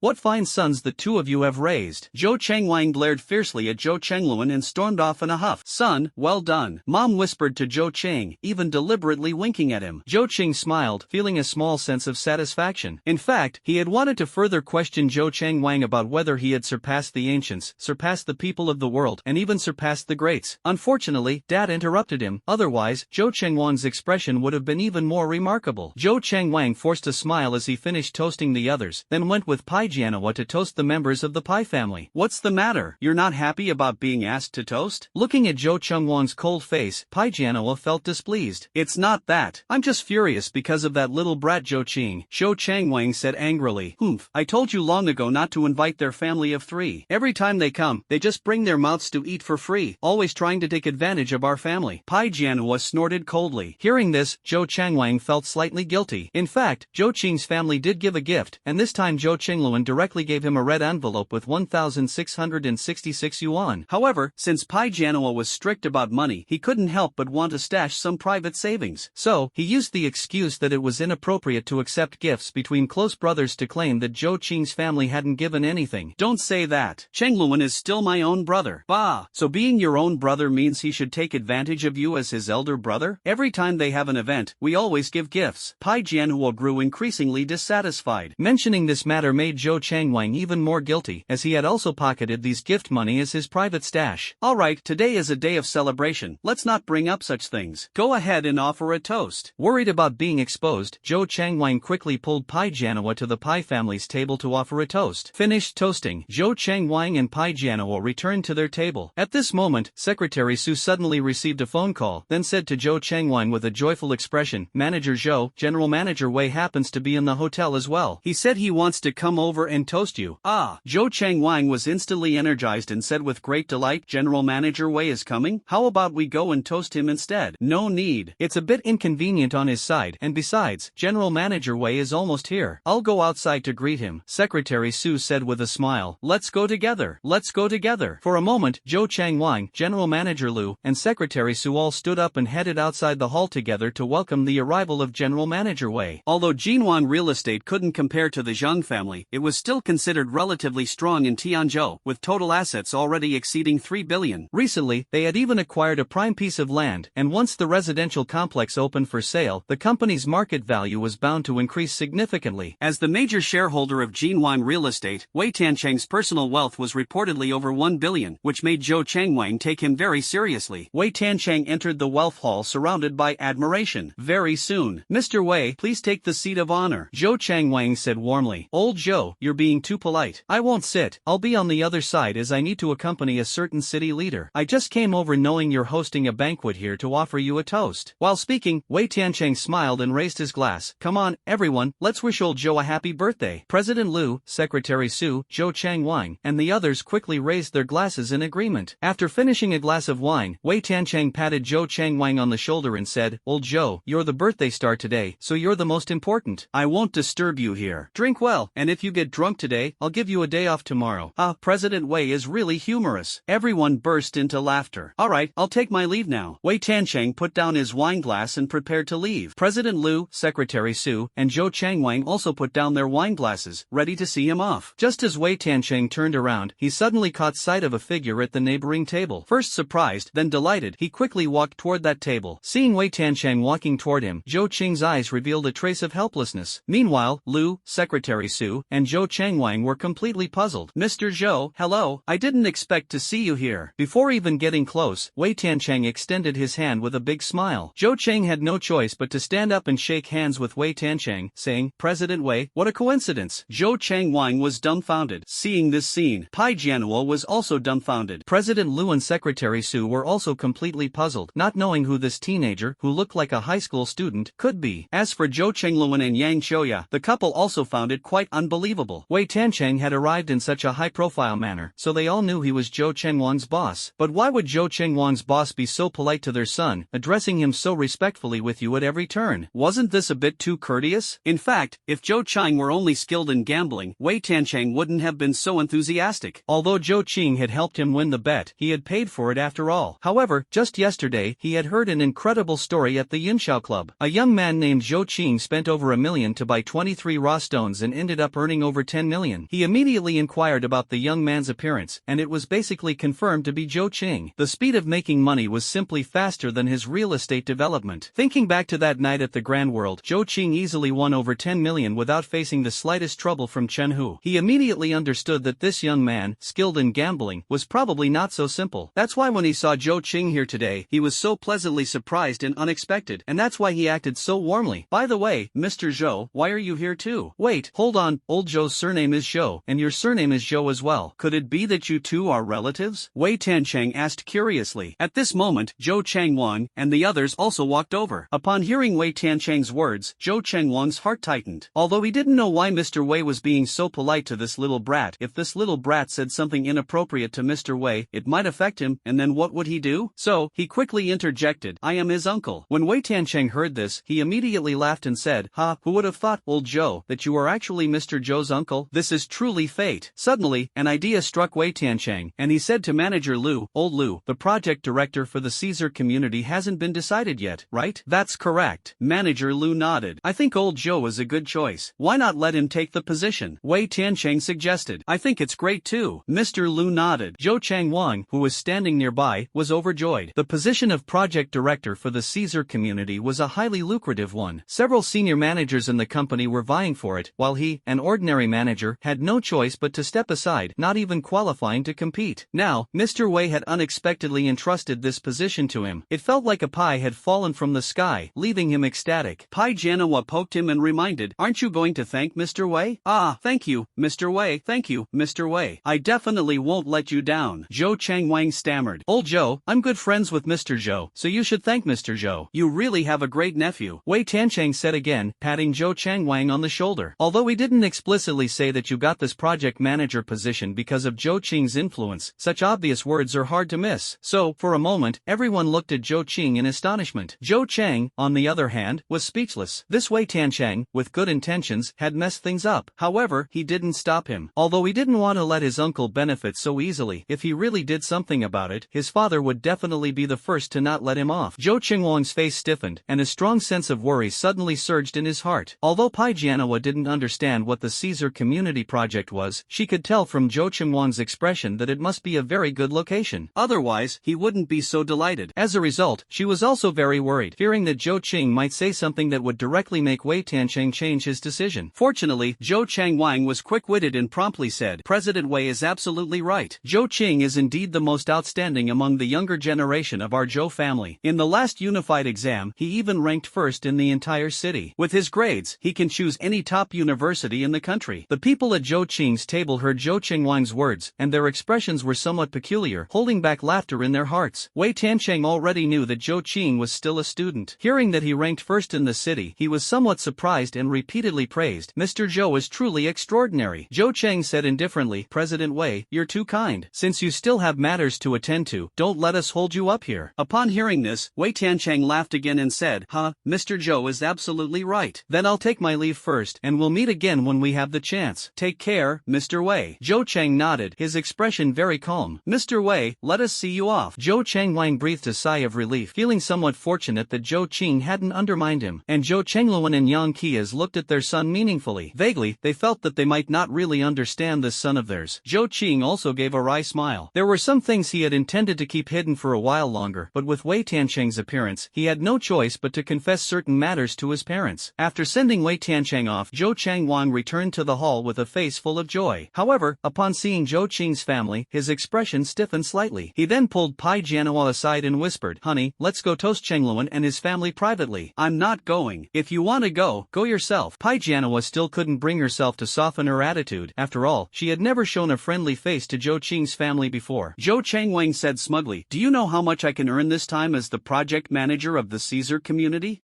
How much? Pai Jianhua had been wanting to ask for a long time, and now that Zhou Changwang mentioned it, she was even more eager to know. At least this amount. Zhou Changwang gestured with 2 fingers. 200,000? Zhou Changwang sneered and said, 200,000 is worth the managers of the company fighting over it? This time, the Triumph community is a major project. The company will earn at least several billion, and as the project manager, I can get at least 2 million. Heavens, 2 million! Pai Jianhua couldn't help but exclaim. Zhou Changwang said in a low voice, Keep your voice down. down. Zhou Cheng and President Wei seem to have a good relationship. Think about it, if that little brat stirs up trouble, wouldn't those 2 million end up in their pocket? So, even if not for my sake, at least for the sake of the money, you should go and offer a toast. Finally, Zhou Chengwang and Pai Jianhua, as a couple, both came over to toast Zhou Qing's family. Although their smiles were insincere, at least they no longer dared to show them any attitude. After drinking, Zhou Chengwang quietly asked Zhou Qing, "Qingzi, what exactly is your relationship with President Wei?" "It doesn't matter, we just know each other," Zhou Qing said indifferently. "Who are you trying to fool?" Zhou Chengwang felt a bit annoyed in his heart, but he didn't dare to lose his temper at him. Instead, he tried to please the boy. After thinking for a moment, he took out a red envelope from his pocket and stuffed it into Zhou Qing's hand, smiling as he said, "You've been studying hard, take this and buy yourself something nice to eat." "No need." Zhou Qing pushed the red envelope back. "What's the matter? Do you think it's too little, or are you looking down on me as your elder brother?" Zhou Chengwang said, feigning displeasure. Zhou Qing really wanted to say, "I do look down on you, and I don't care about your little bit of money," but at that moment Zhou Qinglumen's voice rang out, "Zhou Qing, since your elder brother is giving it to you, just take it." "Yeah, Qingzi, take it," Pai Jianhua also urged with a fake smile. "Alright then, thank you, uncle." Zhou Qing reluctantly put away the red envelope but thought to himself, this couple is really pragmatic. If it weren't for the matter with Wei Tianchang, they wouldn't even bother with the red envelope, they'd be lucky not to look down on them. After lunch, Dad was going to drive Zhou Yuanlong and the other four back to the countryside. Pai Jianhua no longer dared to assign Yang Chouying any trivial tasks, so the mother and her two daughters planned to head home. Just as they reached the elevator entrance, a waitress walked out of the elevator carrying a dish. Zhou Qing inadvertently glanced at her eyes and noticed that her gaze was exceptionally indifferent. "It's her." Zhou Qing immediately determined that this waitress was likely the assassin who had previously attempted to kill him in disguise. He had originally thought that after the failed assassination attempt and such a long absence, the assassin must have left Tianzhou City. Unexpectedly, she was still in Tianzhou City. "Let's go." With a soft shout, Zhou Cheng pulled his mother's arm and retreated swiftly. At the same time, he quickly took out a tier card from the system backpack and used it on the female assassin. The moment the light entered her body, a miniature handgun appeared in the female assassin's hand. However, just as she was about to pull the trigger, tears uncontrollably streamed down her eyes, instantly blurring her vision. Yet she still fired a shot relying on her instincts. After firing a shot, she didn't care whether she hit the target or not and turned to run. "Follow her." Zhou Qing quietly released the fly camera he had retrieved from Li Bin to track the female assassin. As for why he didn't immediately pursue her, one reason was that this was a hotel with many people, and if the assassin took a hostage, it would put him in a difficult position. Secondly, he didn't want to reveal his strength for now, lest Ji Xiao become aware of it. Besides, with the fly camera tracking her, there was no way she could escape. At the same time, he realized that the female assassin was the same person as the hotel staff member whose back had seemed familiar to him when he entered the elevator earlier. Because the opponent's pistol was equipped with a silencer, and he believed that since the opponent had decided to act here, they must have already dealt with the surveillance. Avoiding unnecessary trouble, he pulled his mother and continued walking toward the elevator. However, as they approached the elevator, he suddenly became alert. Activating his X-ray vision, he investigated and was greatly shocked. He whispered, "There's a bomb in the elevator. Let's take the stairs." Yang Chouyue gave Zhou Qing a deep look. She had many things on her mind but didn't ask because she knew this wasn't the place to talk. They remained silent all the way. The mother and son returned home. "Tell me, what exactly happened?" Yang Chouyue sat on the sofa, crossed her arms, and looked at Zhou Cheng with an interrogative posture. "They must be assassins sent by Zhang Ruifeng to kill me." Zhou Qing spoke unhurriedly. "Zhang Ruifeng?" After a brief moment of thought, Yang Chouyue remembered who the person was, but she was still puzzled. Why would he hire an assassin to kill you? "They're targeting me under the orders of someone called Ji Xiao." As for why Ji Xiao wants to deal with me, Mom, you should understand what's going on, right? Zhou Cheng looked at Yang Chouyue with deep meaning. Yang Chouyue was startled, a surge of anger and fear suddenly rising in her heart. Then, sensing Zhou Qing's gaze, she vaguely understood that her son must have discovered their hidden identities, so she tentatively asked, "You know everything?" "Second Security Bureau of Tianzhou City, Yunqi Province," Zhou Qing said meaningfully. "It seems you really know, so how did you find out?" Yang Chouyue looked at Zhou Cheng with curiosity. "There are many suspicious points." Zhou Cheng smiled. "First, you and Dad are both advanced martial artists. "You know this too." Yang Chouyue almost jumped up in shock, feeling more and more that her son was extraordinary. Zhou Cheng waved his hand. "Mom, don't rush, listen to me. First, let's not mention that you are internal strength martial artists. Secondly, you always disappear on me. Although you use being extras as an excuse, let me ask, which parents wouldn't care about their child's college entrance exams? No matter how important being extras is, wouldn't you put it aside for your son's exams? And how did this house come about? With your salaries, you wouldn't be able to afford it, right? Moreover, you aren't exactly frugal when it comes to food, clothing, living, and daily expenses. With just the two of your salaries, it's simply impossible to buy a house outright. This is the third point of suspicion. So, one day, I deliberately followed you and discovered that you entered the 2nd Security Bureau unit in Tianzhou City, Yunqi Province. Later, I observed outside for most of the day and noticed that quite a few martial artists were coming and going. So, I suspected that you must be part of a special organization. Hearing Zhou Qing's explanation, Yang Xiuya praised, as expected of my son, so smart. Now, my clever son, shouldn't you report to your mom about what's going on with you? Zhou Qing smiled. Actually, there's nothing much. All the skills I have were learned from an unnamed old man. Really? Yang Xiuya had a playful look on her face, clearly not believing his explanation. Then what level has your strength reached? Just one level higher than you and Dad, at the early stage of Grandmaster. What? Early stage of Grandmaster? You've actually cultivated to the early stage of Grandmaster. Yang Xiuya looked utterly incredulous. It must be noted that she and Zhou Qingluan had trained for over 10 years to achieve their current strength, yet her son, so young, had already become a Grandmaster level expert. A martial artist of the Grandmaster level is called a Grandmaster because they possess the qualifications to establish their own school. According to Yang Xiuya's knowledge, in the vast Yunqi province, there are only 5 or 6 people who have reached the Grandmaster level, and the youngest among them is already over 40 years old. Her son is only 18, right? An 18-year-old Grandmaster would likely be extremely rare in the entire martial arts community of China. Although she believes her son wouldn't lie to her, she still finds it hard to believe. Suddenly, her heart stirred, and she leapt up from the sofa without any warning. Whoosh! Yang Xiuya, like a gust of wind, pounced in front of Zhou Qing in an instant. She pressed her right palm downward, striking lightly toward Zhou Qing's lower right rib. The reason her palm appeared so light was that the force within it was restrained and not released. Only upon hitting the target would it suddenly erupt, unleashing unimaginable power. Zhou Qing's martial arts were all acquired through the system exchange. Although he had practiced Wing Chun to the point of developing inner strength, he was somewhat lacking in knowledge and experience. So, he merely stepped back slightly, then swung his fist to meet the attack, saying, "Mom, what are you doing?" Bang! When fist and palm met, Zhou Qing felt Yang Qia's palm was soft and tender. Instinctively, he held back some of his strength. At that moment, a powerful force erupted from Yang Qia's palm, crashing toward him. Caught off guard, he couldn't help but stagger backward several steps before stabilizing himself, his right arm faintly numb. "You're quite a mediocre Grandmaster." Yang Xiuya looked at Zhou Qing with a faint smile, the corners of her mouth carrying a hint of mockery. Hearing this, Zhou Qing couldn't help but blush. He had been bragging just moments ago, but now he was pushed back by a single palm strike from his mother, who was only at the Huajin stage. "How about trying again?" Yang Xiuya said with a smile. "All right, this time I won't hold back." Zhou Qing nodded. "Take this." With a light shout, Yang Xiuya stepped forward and unleashed a series of palm strikes. Zhou Qing instinctively countered with a punch, but at that moment, Yang Xiuya suddenly vanished before him. At the same time, he sensed a sharp gust of wind coming from his left. "Want to try again?" "Mom, you're underestimating me too much." Zhou Qing let out a cold snort, inner strength surging within him. His body instantly felt lighter as he quickly turned around and stepped back. However, he immediately stepped forward again, his fists striking out in rapid succession like a violent storm. Clap, clap, clap. Yang Xiuya was slightly surprised and thought to herself that the reaction speed of a martial arts master was indeed extraordinary. Yet, she showed no fear, her palms striking out repeatedly like a butterfly weaving through flowers, constantly colliding with Zhou Qing's fists. At the same time, her feet moved with an elegant rhythm, shifting her position continuously within a small range. Zhou Qing, however, pressed forward relentlessly. Though his punches were fierce, they also carried a certain unpredictability, especially with the incredible speed at which he struck. After exchanging more than 10 moves, Yang Xiuya finally couldn't hold on and flew backward, feeling a numbness in her arms. Although she had done her best to redirect the force of Zhou Qing's punches, a Grandmaster was still a Grandmaster. His strength and speed far surpassed hers. If it weren't for her rich combat experience and Zhou Qing's apparent lack of it, she wouldn't have been able to withstand even 10 moves. "Mom, what do you think? I'm a pretty solid Grandmaster, right?" Zhou Qing said proudly. "Why, did you learn martial arts just to show off in front of your mom?" Yang Qiuyuan's face darkened. Zhou Qing, who had been all smiles, suddenly froze and stammered, "Of course not." Yang Qiuyuan scoffed indifferently. "Being a master is so impressive, huh? Well, I'm still the mother of a master. Come here, let me hit you a couple of times to vent." "Huh, you're absolutely right." Zhou Qing quickly tried to please her and then walked up to Yang Xiuya. "Mom, I was wrong. I'm your son, so please don't be too harsh." Seeing Zhou Qing's frightened look, Yang Xiuya finally couldn't help but laugh. "Alright, since you still know how to behave, as your mother, I won't hold it against you." "Mom, you're awesome," Zhou Qing quickly exclaimed. "Mischievous." Yang Xiuya gave him a sidelong glance. After a moment, both mother and son regained their serious expressions. "Mom, what's the deal with that Ji Shao?" Zhou Qing asked in a deep voice. Yang Xiuya's expression also turned grave. "Have you ever heard your master master talk about the hidden martial arts families? Zhou Qing shook his head. Could it be that young Master Ji is from a hidden martial arts family? Yang Qiuya nodded. The hidden martial arts families are incredibly mysterious, even the government can't do anything about them. Your father and I are of too low a rank to know much. All we know is that young Master Ji is a descendant of the Ji family, one of the hidden martial arts families. Not long ago, there was a horrifying case of missing girls in Tianzhou City. 18 girls, aged 16 to 20, disappeared one after another within a week. After the police investigation yielded no results, the case was handed over to our security bureau. To put it simply, the security bureau is a department composed of martial artists. Only cases that ordinary police cannot solve are passed on to us. After taking over this case, we analyzed the files in detail and concluded that it was unlikely to have been committed by ordinary people. The perpetrators' methods were too clean and efficient, and the time taken to commit the crimes was extremely short. In several instances, the missing girls had companions with them, and in some cases, the girls disappeared in the brief moment when their companions turned their heads. The entire process took less than 2 seconds. Able to knock out girls and abduct them within 2 seconds, only martial artists can achieve this, and even ordinary martial artists would find it difficult. Only martial artists above the Hua Jin level can accomplish such a feat. In Tianzhou City, there are only a dozen Hua Jin martial artists. We quietly investigated all of them and finally identified one Hua Jin martial artist named Yuan Jiafei. This Yuan Jiafei is extremely bold. Despite knowing that the security bureau had already intervened in the investigation, he still dared to commit crimes at the peak of the investigation. We caught him red-handed, but he was incredibly arrogant, injuring several of our colleagues in succession. It took me and your father working together to subdue him. Later, we found 3 missing girls in a rural house, but as for the remaining dozen or so girls, their whereabouts remain unknown. Faced with our interrogation, Yuan Jiafei remained tight-lipped. After an entire night of questioning, we couldn't get anything out of him. But the next day, the director suddenly ordered us to release him. Your father and I naturally refused, and since your mother is also a deputy director, the director had no choice but to reveal the truth, telling us that it was an order from the Yunqi Security Bureau, saying that a hidden martial family was involved in this matter. Under pressure, we released Yuan Jiafei. Your father and I were both extremely frustrated, especially since more than a dozen girls were still missing. Therefore, we continued to investigate the matter. As a result, within 2 days, someone claiming to be a servant of the Ji family came to us, demanding that we immediately stop the investigation. Of course, we refused. After the 2 parties parted on bad terms, the headquarters issued a direct order, instructing us to stop investigating the matter, or we would face disciplinary action. Your father and I agreed on the surface, but we continued to investigate in secret. I'm afraid the other party realized this, which is why they targeted you. At this point, a look of anger and lingering fear flashed across Yang Qiuya's face again. Fortunately, you have martial arts skills. Otherwise, if something had really happened to you, your father and I would have been heartbroken. After hearing this, Zhou Qing also felt extremely angry and said in a deep voice, Mom, if you want to continue investigating, I support you. As long as I'm careful, there shouldn't be any problems. I'm more worried that the other party might target you and Dad. Yang Qiuya was stunned for a moment and said, it can't be that serious, can it? Your dad and I are both government officials after all. Zhou Qing sneered, if that so-called young Master Ji can get the headquarters to issue orders to you, it means they have people in the headquarters too. While he can't openly deal with you, what if it looks like an accident? Yang Qiuya was startled and nodded in agreement. You're right, that is indeed possible. At this moment, Yang Qiuya's phone started ringing. It's your dad's call. Yang Qiuya picked up the phone and pressed the answer button. After hearing just one sentence, her expression changed, and she asked worriedly, are you okay? On the other end of the line, Zhou Qingluan held the phone and said with a bitter smile, I'm fine, but Yuan Long and the others are seriously injured. The situation is very bad. I'm here waiting for the ambulance. Where are you? I'll come over right away. Yang Qiuya said anxiously. After hanging up the phone, Yang Qiuya said to Zhou Cheng with a serious expression, your dad was in a car accident. He's fine, but everyone in the car was seriously injured. In fact, with Zhou Qing's keen hearing, he had already heard the voice on the phone clearly. He was very suspicious whether this car accident might have been intentional, because in his previous life, his parents had also died in a car accident. The thought of Ji Shao daring to deal with his parents so recklessly made Zhou Qing extremely angry, but he knew that he was probably not a match for Ji Shao right now, or rather, he was not even qualified to be his opponent. After all, even the state found it difficult to deal with those hidden martial families, which showed just how powerful they were. At this moment, he once again longed to become stronger, but without the system upgrading, it was simply impossible for items that could enhance his own strength to appear in the system mall. Soon, the mother and son went downstairs, got into a taxi, and headed to the scene of the car accident. Zhou Qing took the opportunity to open the system interface. His reputation points had already risen to over 200,000, but still hadn't met the requirements for an upgrade. The last system upgrade only required needed 10,000 reputation points. More than 10 times the amount without an upgrade. Could it be that 100 times, 1 million reputation points, is needed for the next upgrade? If that's really the case, he must quickly resolve the matters with Dream Chinese Network, allowing the Legend of Zhu Xian and Dragon and Snake Chronicles to continue updating. Oh, and there's also the matter of acquiring the website. As long as he acquires Mars Reading, he can completely serialize a few more books as the boss. This way, it shouldn't be difficult to reach 1 million reputation points. Focusing his mind, he brought up the system store. Zhou Yuanlong and the other 4 were all seriously injured, so he planned to search the system store to see if there were any life-saving items. After searching, he really did find such an item. This item is called the healing card, priced at 100 gold coins per piece. According to the store's description of the healing card, this card can instantly heal some injuries upon use. 20 minutes later, Yang Qiuyuan and Zhou Qing's mother and son arrived at the scene. There were already quite a few onlookers around. Zhou Qingluan stood anxiously in front of the wrecked business car. The car's front was completely smashed, and the front half of the vehicle was caved in. It was obvious that the target was Zhou Qingluan, who was driving. From this, Zhou Qing could confidently conclude that this was a premeditated car accident, with the purpose of killing Zhou Qingluan. As for Zhou Yuanlong and the other 4, they were covered in blood and unconscious, placed by Zhou Qingluan on car seats that had been removed from the vehicle. He had also performed some basic first aid on them. Zhou Qingluan, his father, also had quite a bit of blood on him, but it likely wasn't his own. Apart from his tattered clothes, he appeared uninjured. However, Zhou Cheng noticed that the dragon-shaped jade pendant on his neck had dimmed slightly. It was probably the pendant that had saved him from harm when danger struck, leaving him unscathed. Yang Xiuya rushed over to Zhou Qingluan as soon as she saw him, with Zhou Qing slightly behind. Then, she used a healing card on each of the 5 people, including Zhou Yuanlong, who was the most seriously injured. His right arm was already in a twisted state, and the right side of his face was a bloody mess. He had been sitting in the front passenger seat, and when the business car was hit, his head had slammed into the car window. The other 4 were slightly better off, but not by much, with multiple fractures on their bodies. However, after using the healing cards, their chaotic breathing became much more stable. Without hesitation, Zhou Qing purchased 5 more healing cards and used them on them. Sure enough, their condition improved significantly. Then, he walked over and began to set their bones. Zhou Cheng, what are you doing? Zhou Qingluan sternly shouted. With such an incident occurring, his heart was already in a state of anxiety. Therefore, when he saw Zhou Qing touching the injured, a surge of anger suddenly rose within him, and his tone naturally became exceptionally harsh. Zhou Qing did not get angry because he understood his father's feelings at this moment. Instead, he said to Yang Qiuying, "My master taught me traditional Chinese medicine. Let me set their bones first." As he spoke, he grabbed Zhou Xiaohong's dislocated right hand, gave it a pull and a release. With a crisp crack sound, her bone was reset. As martial artists, Zhou Qing's parents had a deep understanding of the human body. So, upon seeing the state of Zhou Xiaohong's arm, they immediately knew that Zhou Qing had already restored her dislocated bone. "Son, I'm sorry,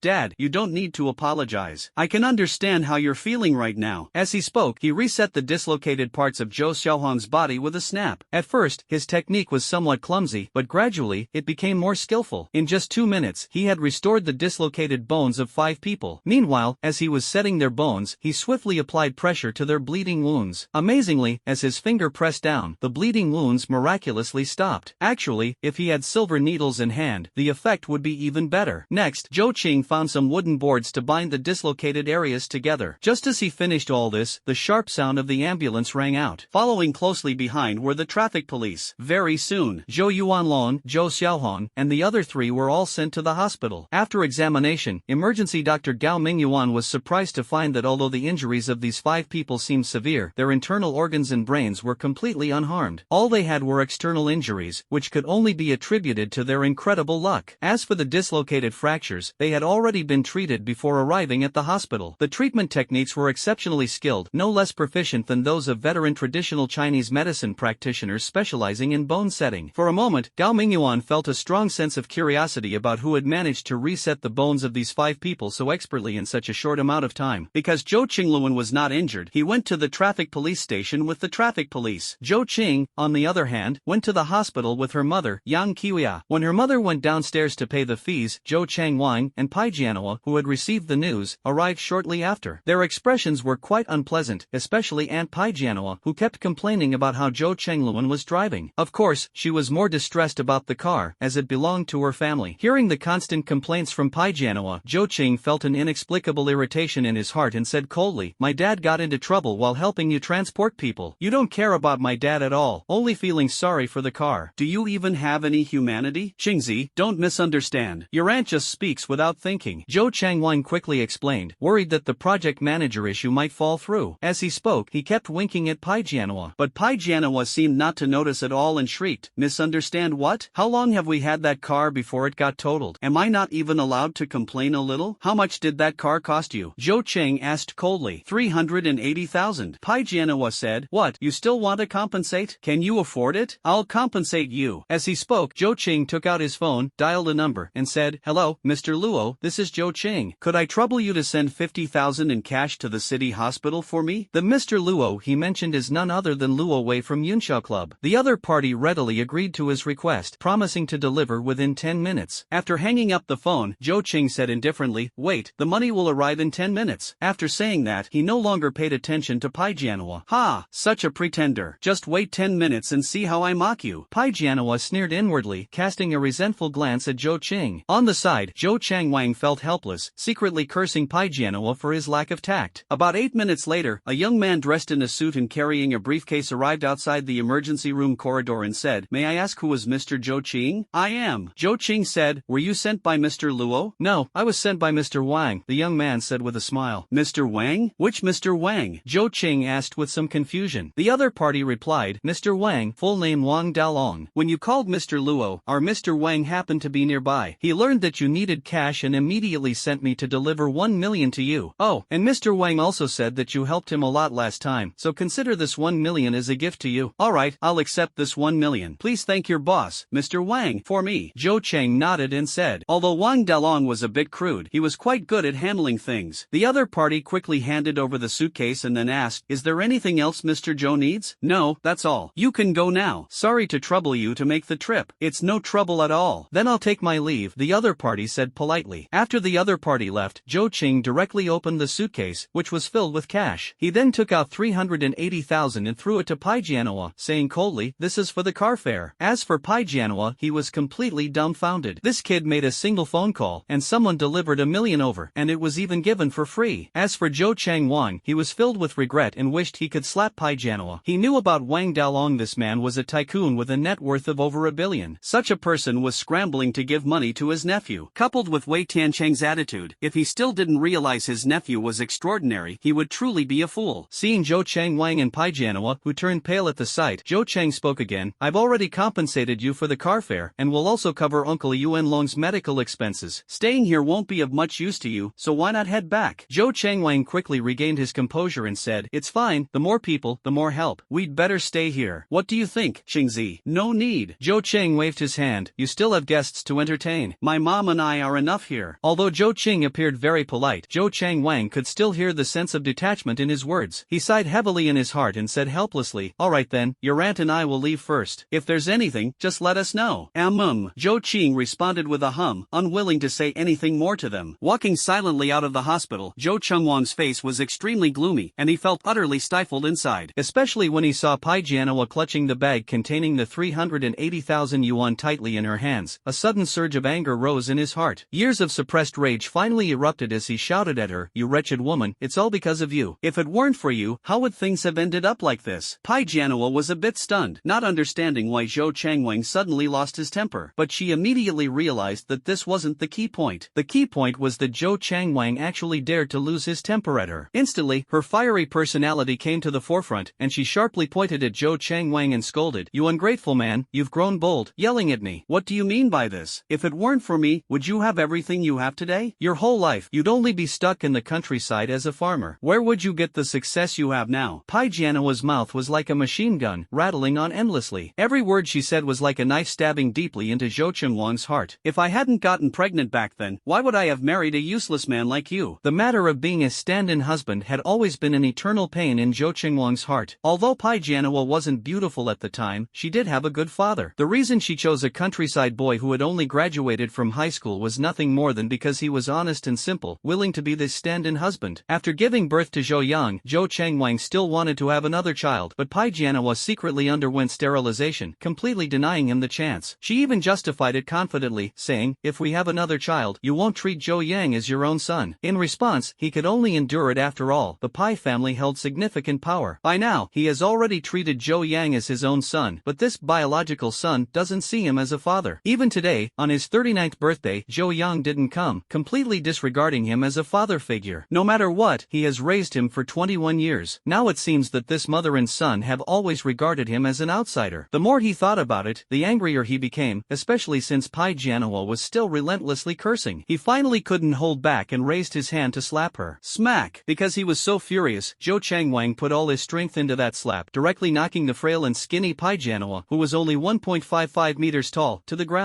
Pai Jianhua was stunned by the slap, but she quickly got up from the ground, screaming as she lunged at Zhou Changwang, reaching out to claw fiercely at his face. In fact, as soon as he delivered the slap, Zhou Changwang regretted it, but a sharp pain on his face enraged him again. Without hesitation, he kicked Pai Jianhua away. Touching the bloodstain on his face, he coldly stared at Pai Jianhua. "You wretched woman, I've had enough of you. I want a divorce." "You heartless man, you actually want a divorce?" Pai Jianhua panicked a little. "That's right, divorce." Zhou Chengwang's tone became much firmer. He had already decided that even if he were kicked out, he wouldn't want to stay in that house feeling humiliated. Outside the emergency room, Yang Qiuyuan, who had just returned from paying the fees, said somewhat strangely, "Your uncle and aunt haven't arrived yet?" "They came, but they've already left," Zhou Qing replied. "Oh." Yang Qiuya didn't react much, as she had long been accustomed to the arrogance of those two. If it weren't for Zhou Chengluan's sake, she wouldn't bother dealing with them. After all, she was a deputy director and a martial artist at the Huajin level. "How's Dad doing?" Zhou Qing asked, still giving his statement. Yang Qiuya replied, "This car accident was premeditated." Zhou Qing added, "I figured it out." A cold glint flashed in Yang Qiuya's eyes. She had handled quite a few cases over the years. If Zhou Qing could figure it out, how could someone with her extensive case handling experience not? However, after knocking Zhou Chengluan away, the other party quickly left. For now, they were unable to track them. "Are you still planning to investigate that matter?" Zhou Cheng asked again. Yang Qiuya's eyes revealed a trace of confusion. On one side were more than a dozen living young girls, and on the other were her own life and the lives of her husband and son. At this moment, she was caught in hesitation and inner conflict. Although she desperately wanted to find those girls, she was not a saint and could not disregard her husband and son's lives for the sake of the case. Ji Xiao had already made a move against her son. Today, he even orchestrated this car accident, intending to kill her husband. For now, her son and husband are safe, but what about next time? Can we escape next time? Whenever she thought about the possibility of her son or husband getting into trouble, she felt terrified. Zhou Qing let out a soft sigh. He could see the inner conflict and hesitation in his mother's heart, so he said gently, "Mom, no matter what decision you make, Dad and I will unwaveringly support you. But for now, I can't help you. I believe it won't be long before I can." At this point, Zhou Qing's tone became incredibly resolute. In his previous life, both his parents tragically died, and his own ending was equally miserable. But now he has been reborn, and he absolutely cannot let the tragedy repeat itself. Even if it costs him everything, he will protect his parents. "Son, it's Mom who has let you down." At that moment, Yang Qiuya, moved, pulled Zhou Qing into her embrace, her eyes glistening with tears. Over 10 minutes later, a middle-aged doctor walked out of the emergency room and announced the condition of Zhou Yuanlong and the other 4. The 5 patients have no issues with their skulls or internal organs, and their bones have already been treated. We only helped them with some external injuries, so there is no danger to their lives. You can rest assured. "Thank you, doctor." Yang Qiuya breathed a sigh of relief. This time, Zhou Yuanlong and the other 4 could be said to have been implicated because of them. If anything happened to them, she would feel very guilty. "By the way, may I ask, who was the expert that treated their bone injuries?" Gao Mingyuan asked curiously. Hearing this, Yang Qiuya instinctively looked at Zhou Qing, but Zhou Qing quickly interjected, "It was a passing doctor. He helped set their bones and then left." "Did they leave any contact information?" Gao Mingyuan asked somewhat disappointedly. "Sorry, in that situation, we all forgot." Yang Qiu apologized. "Alright then." Gao Mingyuan became even more disappointed, then gave some instructions and left. At that moment, Zhou Qing's phone rang. It was Lin Haoyu calling. "Zhou Qing, the matter you asked me to investigate has some progress. Mars Reading's market value is around 33 million. Really? I didn't expect you to act so quickly." As he spoke, he walked to a corner of the corridor. Lin Haoyu continued, "The people I sent over have already made initial contact with him, but he doesn't seem to have any intention of making a move. If it were in Yunqi province, it would be fine, but the other party is in Beitong province, and I can't exert influence there." Regarding this, Zhou Qing felt somewhat disappointed but did not intend to give up. He then said in a deep voice, "In that case, have your people arrange for me to meet their boss. I plan to discuss the acquisition personally." Lin Haoyu replied, "Alright, that's not difficult. Once there's news, I'll call you to let you know." About 10 minutes later, Lin Haoyu called back, informing him that Mars Reading's boss, Fan Yon, had agreed. The meeting was scheduled for tomorrow morning at 10 o'clock, and as for the location, Lin Haoyu sent it to his phone via text message. Mars Mars Readings Company is located in Gaohong City, Beitong Province, which is considered the most developed prefecture-level city in Beitong Province. It's about 800 kilometers away from Tianzhou City. If they are meeting tomorrow, then he needs to set off this afternoon. As for how to get there, he plans to rent a car and driver from the Yunxiao Club. Sure enough, when he called Luo Wei and mentioned it, the other party agreed without hesitation and asked what level of car he needed. Zhou Qing thought for a moment and told him to arrange a car worth around 2 million. This time, he was going to discuss business,